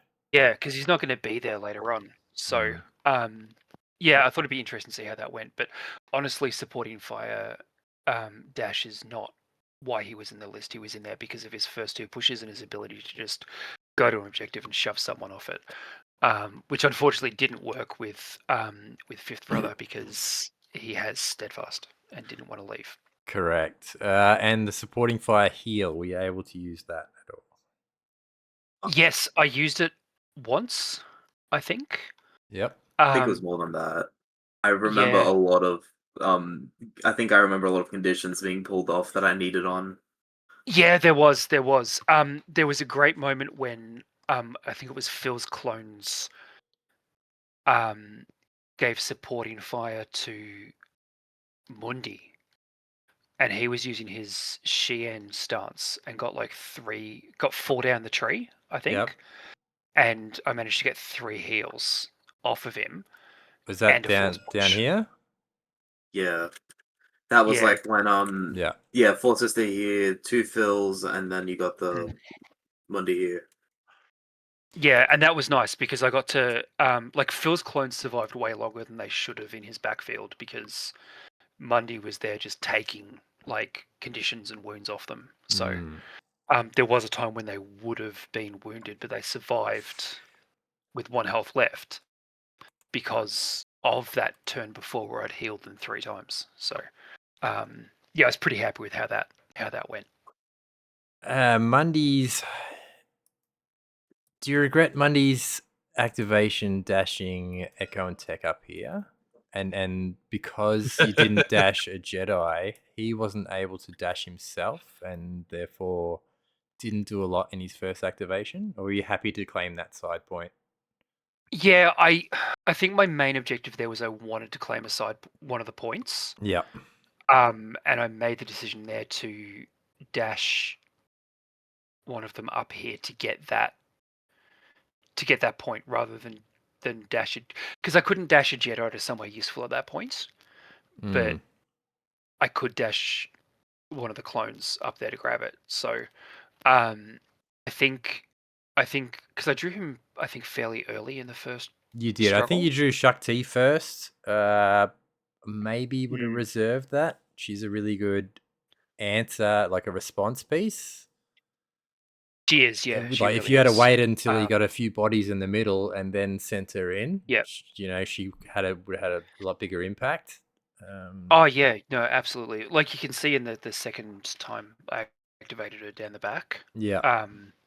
when she just like pushed everyone off that objective and force pushed Vader, and it was like that was a really awesome turn. To be honest, I loved that. That felt really good. I also think Um, Barris had a pretty good game. Yeah, she did. She did. She really got to a lot of places, and um, I like her with Fisto because um, they're both very fast. Yes. So they can get to where they need to be to solve a problem, which is good. But yeah, I think Barris had a really good game. I really like Barris. I think she's I think there's more I can sort of dig out of that and learn about how she plays. But the more I play her, the more I like her. Just one more question. Did you? There was a point where is she now? I'll get her on the table. She was down here somewhere. She laid an attack, and then she darted off back this way. Did you use force speed, or did you use How did you get back here? I believe it was a reposition off her tree. Ah, that makes more sense. Ah, Yeah. Because she had the reposition, a push. right, gotcha. Okay. Yeah. So yeah, it was that. I couldn't really tell you what my reasoning with that was. I think in the heat of the moment, I just wanted to use reposition and jump no, around and maybe try and Fisto. So it wasn't a bad play. We just wasn't sure whether you were using slip away, but no, I didn't actually use slip away. I think you used it early in the game. Did I? Yeah, That was hours ago, man. Like, I don't... Yeah, first struggle. I'm sure you used it. So I'm like, oh, awesome, good to see. Yeah. Yeah. It is a really good ability, like being able to reactively get out of dodge and then get a hunker is a really nice ability. I think it works better with Obi-Wan. Because I've used it with Obi-Wan before, and she pairs so beautifully with him with slip away, helping her in combat as well, because it bumps her up to 6 defense dice. Yeah, that's which fair. is yeah, she's really nice with 6 defense dice. Like she becomes a really solid secondary at that point. As opposed to just being a very good secondary, which she is in my humble opinion. Yeah, no, it was a good game. Did you have anything to talk to Steve about, Curtis, before we move on to Obama? Not overly, really, but maybe one thing. If you were going to change one unit in this list right now, which one do you reckon would be the first to go?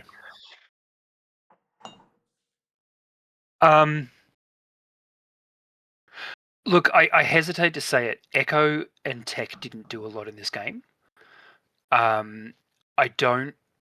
I would like to try them again and see what they can do without getting killed before they get to do anything. My recommendation, if you're going to use them again, use them in an Obi list. In an Obi list. Yeah. All right. Because they have a Yeah. hunker mechanic, right? If they have a hunker, they get extra dice attack and defense. Now, Yeah, and it's quite that's all cool, but if you lose the powerful hunker, mechanic yeah, as well. you need to be able to keep the hunker, and Obi-Wan enables that. So outside of an Obi Yeah, list, and look, I don't see him very often. They got smashed in combat. Yeah. That is definitely a thing that happened. So, yeah, I might definitely take that advice on. I think that's much more durable with Obi-Wan, because if they've got a hunker, the good chance getting an extra dice from the hunker, maybe even from cover, and then from the brains of the batch or whatever. So 3 extra dice matters, right? It's a lot. That or having Wrecker nearby are really the only 2 ways you sort of mitigate their squishiness, really. There's not many other ways you mitigate it in Republic. It's either Obi or Wrecker, so yeah. Yeah, absolutely. Yeah, completely agree there. I think that's a really good observation. But everyone else I was really happy with, like even Phil's clones with their little bless their hearts 3 points, and they do okay. Like for 3 points, that's a really nice support unit. Like they're not going to win games on their own, but they're going to help everyone else a little bit, which is nice. Yeah, so just to But yeah, my first time using Kit Fisto, so it's awesome. yeah, that's fair. Just with like even these units that don't do quite as well sometimes, Echo and Tech and the Phil's clones. If Mm. you're getting as much as you can out of their abilities, if you're using the coordinated fire, if you're using the forward planning, heaps better. If you're not positioned well enough to get some of this stuff, or yeah, Mhm. that's when you're like, oh, maybe they're not that good. Well, maybe you just need to be able to get as much as you can out of their kit as well before you can fully judge Yeah, what they're and I like. definitely didn't this game. Yeah. And yeah, I like I said, I'm hesitant to say it was them. They were the least effective in this game, but that they just didn't get a good run. I didn't play them well, and they got ganked very effectively. So props to Obama for his brilliant plays there in getting them out of the game. Yeah, we'll move on to Obama's list. How do you think you end Obama? I won't lie, there's definitely some better things I could have done. And I'll say this now, I've never run Inquisitors. But I bet you like them now. Well, yeah, well, only reason I'm playing them is because I just got Vader like a couple weeks ago at the Teams event. Like, just easy way to learn him, put him with people who I think at least he's decent with. You know, he's got the Inquisitorius tag. Yeah, So, like, he's a really good model. I really like him. And you caught me out. He was on this bottom point. He on his first activation, I think. I think he was like somewhere over here because yeah. I started him here. You moved over here. I'm like, no, you're not gonna be contesting the priority objective. What are you doing? And then Yeah, you just yeah, like, see, I'm I gonna thought about do that. the range 3, take the point. I'm like, oh, good boy. Yeah, I didn't think you were I gonna be think I scoring that had point. just enough force. I had 3 force. I could do the 2 for the pull expose, and then I had the last force for the power that will soon serve the Emperor. Like, yeah. that's What do you think was your most effective model? Oh, I think it's definitely between Fifth Brother and Third Sister. Yeah, fifth did a lot of They work. both had good plays, and Third Sister was able to like get the Fourth Sister over here at first, and like did a lot of things with Fourth Sister. I think only, and then also like kept this point no matter what. Like she was like she was doing her thing. Yeah, I really Like, I really would have liked to have seen Shakti go this way. she didn't though, Yeah. so I'm kind of glad about that. Yeah, because just I don't know. She didn't get. Oh no, she did get pulled. Maybe I don't know. In all honesty, Shakti was here. Yep. Had I rolled the priority objective here, Yep. and so she went that way. Had I rolled it here, she would have went this way and pushed her off. Yeah. So we talk about a bit throughout the game. There was a lot of heavy committing by both of yous in certain areas. Like everyone, like all the bodies were in the middle. Yeah. It was stacks on. It was 6-year-olds playing rugby league. Yeah. That's a good description. But yeah, just and having so many pieces in one part of the board makes it hard to contest those other ones. So leaving Third Sister here by herself and moving Shakti away, you're basically given that point away. Like you're not, everyone's too far away. So I think just sharing the love around the board a bit from both of you. So I think something to work on. But overall, Yeah, it was a good game to watch. It was a great game to play as well. Like that was brilliant. But that's a game to remember. Yeah, it's very strong Inquisitors. Those tiebreakers are a real pain in the ass. Vader is also a pain in the ass. That carried it. The tiebreak, like we were saying that like when we had when Fifth Brother was up here and there was like one defender on each, just like Echo here and here. I was saying like because he was finishing up his turn, can try and bring on either unit, they'll get the point. It doesn't matter if I kill Echo and Tech or not. Like, Yeah. it was like, it was pretty good. And that's That's where gonna. sorry to cut you off, but if you had have had the 501st, maybe you did get value out of the heals, but you had no coordinated fire condition, whether it be pinned or strained. Either one of those would have potentially slowed down these tiebreakers being able to get Yep. dashed by either Third Sister or Grand Inquisitor. Yeah, that's a very good point. But yes, the heals are good, so it's a bit hard to say, don't take Phil's clones because they had a role. Even there, we take them down easy. I noticed you got 2 extra dice on an attack, and I think you're full treed with them nearly. You got 4 down at least on one of your Yeah. Phil's attacks. clones. Yeah, it was into Yeah. a primary. It was into GI, I think, down here. It was into It was, GI, yeah. and then he just tanked the other one. He did nothing on this. The second one did nothing. Yeah. He's got super good defense, so you're lucky to get through at all, really. Yeah, I was I mostly Well, just maybe. wanted to use like, that. first one I rolled horribly. Like, actually, no, sorry. It was I got all blocks, and he only rolled crits and fails. Like, I couldn't have done anything in that. Oh first yeah, roll. you got like 5 blocks or something, and then I got like 4 crits. 6 out of 6. Yep. Yeah. Yeah, it was a really It was good like- roll. I- It did nothing. I was like that. Yes, this is like a once in a million moment. I never get this. Oh my god, never mind.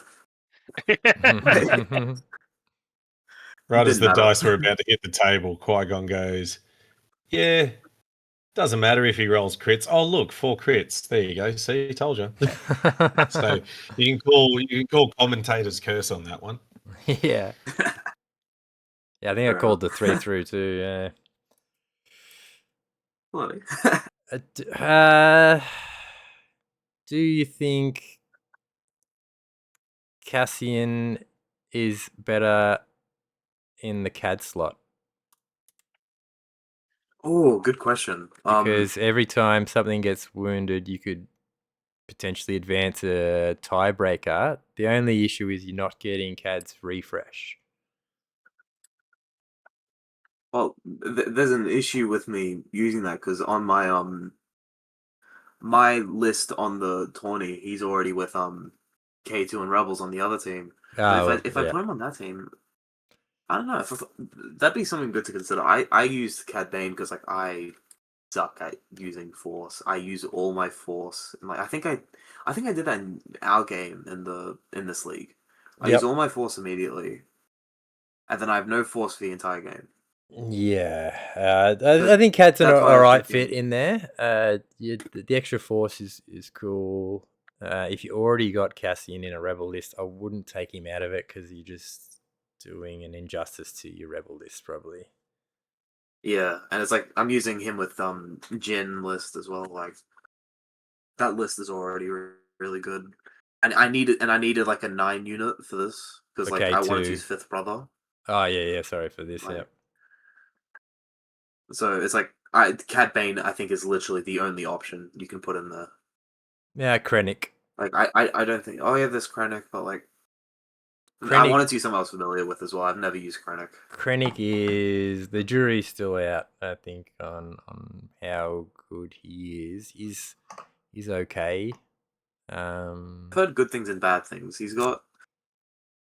My thing is as well. He's a 2 Force unit, and then I'd be in the exact same situation I'd be in that other game. Yeah. I've got 4 Force. I still have a unit that supplies Force, but there's like, what's the point if I'm not going to get that Force? Well, he's good in the sense that he can, depending on what side he's on, if your opponent gets a wound and would gain momentum, you could spend either 2 force to deny the momentum, but if he's in a certain stance, he gets a 1 force discount, so you can spend a 1 force to stop them from getting momentum.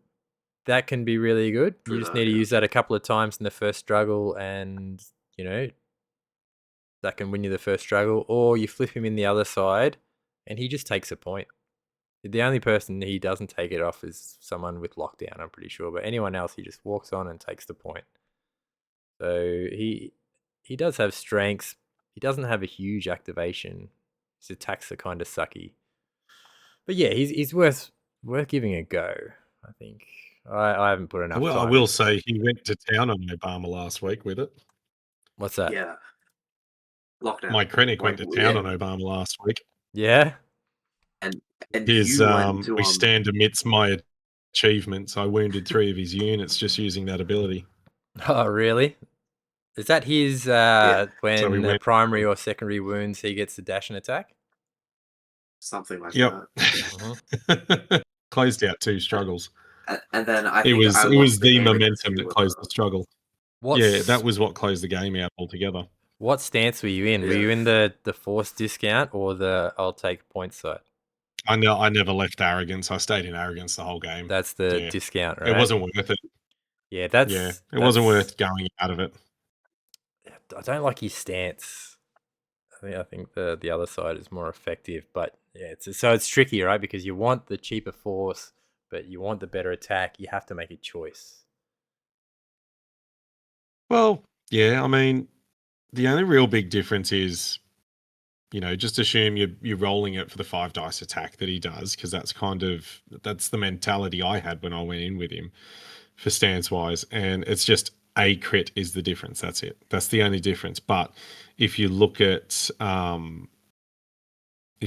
tree, I prefer the idea, and we were talking about it during the game. I prefer the idea of trying to get a strain onto the right units when I wanted to get a strain onto a unit. So having it on arrogance, I get a strain on 2. Yeah, it's not But if I bad. flip to high aspirations, you get the crit, but you do get 2 shoves on 2. Yeah. So yeah, just depends what you're trying to do. I mean, you can always flip the card if you think that particular game needs the shoves. But I mean, if I'm playing against something like Fifth Brother, I might just stay on the strain side and just use that anyway to try and reduce his movement. Or Fourth Sister, same thing. Just use the strain to try and reduce what they can do physically rather than shove them. So, unless I know I can get them off. That's fair. But yeah, I think Krennic's good. You just got to find where he sits. I run Krennic Veers because it's just silly and it's fun. But yeah. You want to have You look like you're having too much fun with it. Like you were having a lot of fun with that list. It was a good fun list. I felt like I was playing droids again almost. But yeah, I do get what you're saying though, Jim. It does feel like, you've tossed a coin and it's literally landed on its edge. We don't know if it's heads or tails yet. We have no idea where he really sits. I think maybe we just need to tell the whole community to go out and spend the next month playing Veers instead of wasting Krennic instead of wasting their time on Veers. Yeah, I would agree. Because I think Krennic's got a good spot. I think he's got a great spot to be. We just got to figure out where it is. And he's not bad out of it. Just got to find the perfect spot so that he can get big results. That's essentially all I'm saying is we're looking for big results from him. He can do it. We've just got to figure out where. Whereas Veers, I think he's a fun piece. I don't think I'd ever seen him in a top 4 of 32. I think I could see him making top 8, but not top 4. Never top 4. No, he's one of the worst performing primaries. But Veers aside, I like both the lists. I'd like to see, Echo and Tech come out for someone else. Ideally. Yeah, look, there's lots of other 4-point clones that could fill that slot. So I'll have a I think rummage around. Republic Commandos could be alright. I mean, you're not running. I'm a huge fan of you're not Republic running Army, but, Commandos. Huge fan. That's fair. Scale, protection. They're not shoving, but they're doing at least 2 damage pinned, I guess. Maybe a bit more, depending on what They're also very good at holding an objective. So yes, which Echo and Tech are not good at doing. Yeah, apparently. Yeah, because unlike most clones, they don't die. get steadfast when they've got a hunker as well. So that's a bit awkward. Yeah, I reckon with the rest of the healing in this list, like between Phil's clones and Mundi, And Barris can do that, like healing bomb thing she's got as well. So Yeah, I do like that recover range 3 thing. Yeah, I reckon swapping Echo and Tech out for Commandos would be a good move. The other list I've got for this is Delta Squad with Kenobi, Rex, and the Clone Commandos, but I can just swap the Echo and Tech and the Clone Commandos around easy enough. Yeah. But that's a whole other conversation. Yeah, Delta. I do like Delta. Yeah, I love Delta. I won like two out of, I forget how many games was at the tournament the other week, just using Delta. Like they're pretty They're good. very good. They're very good. Mm. And they go really well with Kenobi. Kenobi's my favorite primary in the whole game. So Same. so good. I love him. I will say though, just like for the record, when we were setting things up in the game, I did not see the Jedi list that he was putting on the field. I finished looking at my list full of Inquisitors. Then looking to the Jedi, I feel like, like that chain broken meme? Like, just like freedom, like, because I knew I'd get all the force I needed with GI. Yeah. He was so happy. He was so happy. Because it's like my one issue is force, but now I'm getting an extra force. Assuming I kill with anyone but Cad. Yeah, potentially getting 3 force because you're getting 1 from Cad as well. Yeah, his force recovery was amazing. It was just bloody brilliant. And like, and like, every ability basically on this list spends force, except for like probably 3, which is like just the flex and stuff. But like, yeah, it was like, that doesn't mean like anything. Like it was still really hard to pull that off. Oh, I lie. Like, I don't know. You did well I had though. fun Like in that, I think. you played well. You played well. Yeah, so did you. No, thank you. That was a brilliant game. Like I would Considering we 100% be happy played both of these lists for the first time as well. yeah. There's fully half of this list I've never played before. So No, you both did. Like I've never touched. Both did well considering how little you played the list. There wasn't too much stuff that was missed. I think the biggest takeaway is board positioning, and that's something that takes time. So you'll be fine. Just keep rocking up to those leagues, keep grinding out those games, and it all comes together, soon enough. Well, Patriocy's over now, so I think it's December the 6th is the next combat company event. Like, I'm going up to that one. I'm gonna see if I can convince to go to CanCon. Like, CanCon's where it's at. Yeah. Plus, it's just bloody brilliant. You get to see everyone. Yeah, awesome event, awesome community. Go test your metal against the best. Yeah. Got to say, the Shatterpoint community is one of the better communities that I've come across. Like, not just like locally, but like playing with people like all over Australia. Like, really, really nice to play with. And it doesn't stop at Australia too. I'll play people from different parts of the world. They're all good. And anyone who likes Star Wars, if you like Star Wars, you're a good person. I don't care what anyone says. But yes, I have heard bad things about other people from other game systems.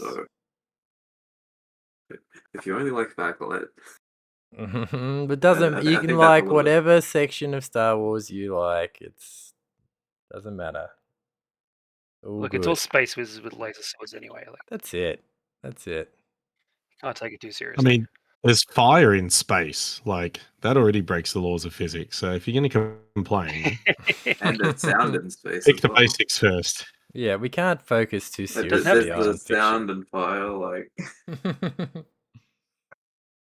That's the right phrase there, actually, Jim. It's fiction. Yeah. Why should it make sense? Yeah. Yeah, that's fair.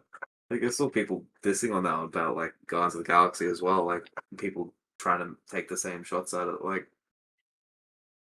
it's it's just something you're gonna watch for like at most 2-3 hours, like at a time. Like Uh, Yeah, it's meant to be fun. Like it's just meant to be like have don't fun. Stop overanalyze it. criticizing it.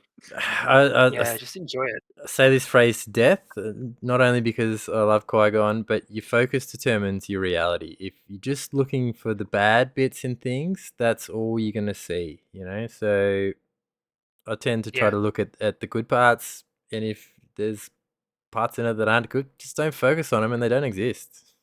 Simple as that. I feel like there's a Yeah. little bit of bias in there. I don't know.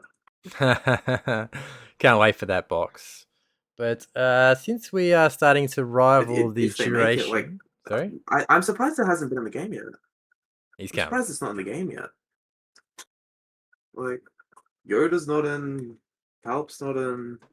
They'll be He's not coming. in. They'll be coming. I think Yoda and Palpatine will be hard to release because they're going to be super good, right? You get so each box that comes out is a little bit better, a little bit better, a little bit better. They kind of got to wait till they get to the peak and then go, all right, here's these guys, because they're really going to destroy the meta when they do come, I guess. So And Yeah, then the 3 months later they'll Huggers release and second edition. Narco. yeah, Like Yeah, bring on next thing you know, second edition. next thing it's gonna be like the Kenobi Delta box. That is no longer a good combo. I'm sorry to tell you. We just got Palpatine. He's just dealing all of your damage from like across the board with the Sith Lightning or something. yeah. Like, One of his abilities removes every hunker on the board. That would be great. if he's even on the board, everyone just takes like 5 damage. Just why not? Yeah. Like, just make it stupid OP because it's Palpatine. Yeah. Yeah, if it's not stupid OP, it won't feel as good. We're gonna be on like They can get Vader away with 6 when we imbalance. get there. It's like, They can get away with imbalance for 6 months. It's fine. I mean, it's gonna be like that for however long. What's it like? Bosses, however OP he is. Boss is fine. It's Cassian that needs a Like- tune. And Baze and Chirrut. Something I noticed. I want How to dare get you the say that. boss tree on, but I think boss's tree is literally the exact same as Cad's. Yeah, yeah, pretty much. That's It's very nearly similar. 1-to-1. This side particularly. The other one, yeah, he's got the free bomb in there somewhere, but it's basically the same. Like, I was surprised that like I did not, because I barely use Cad anymore. Like, it was pretty surprising. I didn't realize like, oh, there you go. Like, that was a pretty cool thing to see. Like, I don't know, I'm just yapping though. Yeah, I was just about to say we are rivaling the duration of Gone with the Wind. So maybe we wrap up. If there's anything you guys would like to finish on, go for it. One at a time, if you don't mind. Nah, look, the only thing that I wanted to do during the game that I never got a chance to do was a bit of this action. Hang on, I need to just because like you couldn't hear us talk, but because it's a visual medium, I wanted to do something. I can. I think I remember. Anyway, I think I did that as well because I had a smaller one anyway. Because I think I'm just gonna use your models. I had this and this here, and I was like, oh, I need to push her back or something with like I don't remember what it was. I did it that way. Like, no judgment if it's smaller. yeah, like nah. Yeah, range 2 in Shatterpoint is used just as much as a range 5. Thank you. Yeah. Also, That's Carson. Yeah, use it. Cad Bane is only yeah. range 4. Just quietly. Is he? Oh well, I don't think he ever actually shot anyone. It was to begin with. It was one I think attack that was he out did one here. attack, but it was a close range. Yeah. It doesn't Like, matter. he only ever did the one. Yeah, I think It was his first one. It was his only one that mattered. It was just within 4 anyway, I think. But yeah, important to note. Check the ranges. Yeah, it was a melee anyway. Nah, you'll watch back. It was like I think it was It Paris. was an early one. You'll see Yeah, it. I'll see it Yeah. eventually. Oh, but early? I thought you said just then, but yeah. Just Like, just don't listen to the audio, Carson, because we might pick on you a bit. oh yeah, don't worry. Well, my parents want to watch this anyway, so I'm gonna watch it first. I'm worried about what's gonna happen because I Shout may out or to may not Carson's have mum to and like. dad. Hi, Carson's mum and dad. Yeah, hi. See you for family dinner Like- on Tuesday. But that's what's gonna like scare me because like it's like not only am I being like judged by the people here, but then they might watch it as well, and I'm like, oh no, that's even more pressure. Like, That's all good. Everyone's had their wins and losses on the show, and if they haven't, they soon will. So it's all good. yeah. Oh, look, I think more Nah, important than winning or losing, we had a lot of fun. So Yeah, Oh that's yeah, it. we were laughing good. that entire VC. I won't that lie. was so awesome. Like, man, I got to get more games with you. That was a brilliant game. Yeah, 100%. Like anytime. I say anytime. Like I've got a job and a family and kids and stuff, but like we'll fit it in. Yeah. Anytime, Yeah. except for Tuesdays, Thursdays, Fridays, Saturdays, Sundays. Don't forget about the Mondays. All right, guys. I think we'll wrap it up there. Thanks for Mhm. coming on. It's been a pleasure. Hope you enjoy the watch That's back, okay. and Thanks Thank you for having us. hosting us. don't take anything we say as a criticism. It's just observations on how we Oh. interpret the game. So yeah, it's just looking at it through a different lens. Look, it's Don't only going worry, to make I'll us take better it all players. to heart, Yeah. and then I will change my entire play style up after it. That's the idea. All right, thanks, guys. Well, yeah, no, thank you. Oh, Thanks for having us. Oh. All right. it's so satisfying though. All right. See you later. Have fun, and we'll Yeah. see us at our next league game. Yeah. See So- you guys around. And this is the last one for the league. Until the next one. But yeah. All right. Peace. Bye.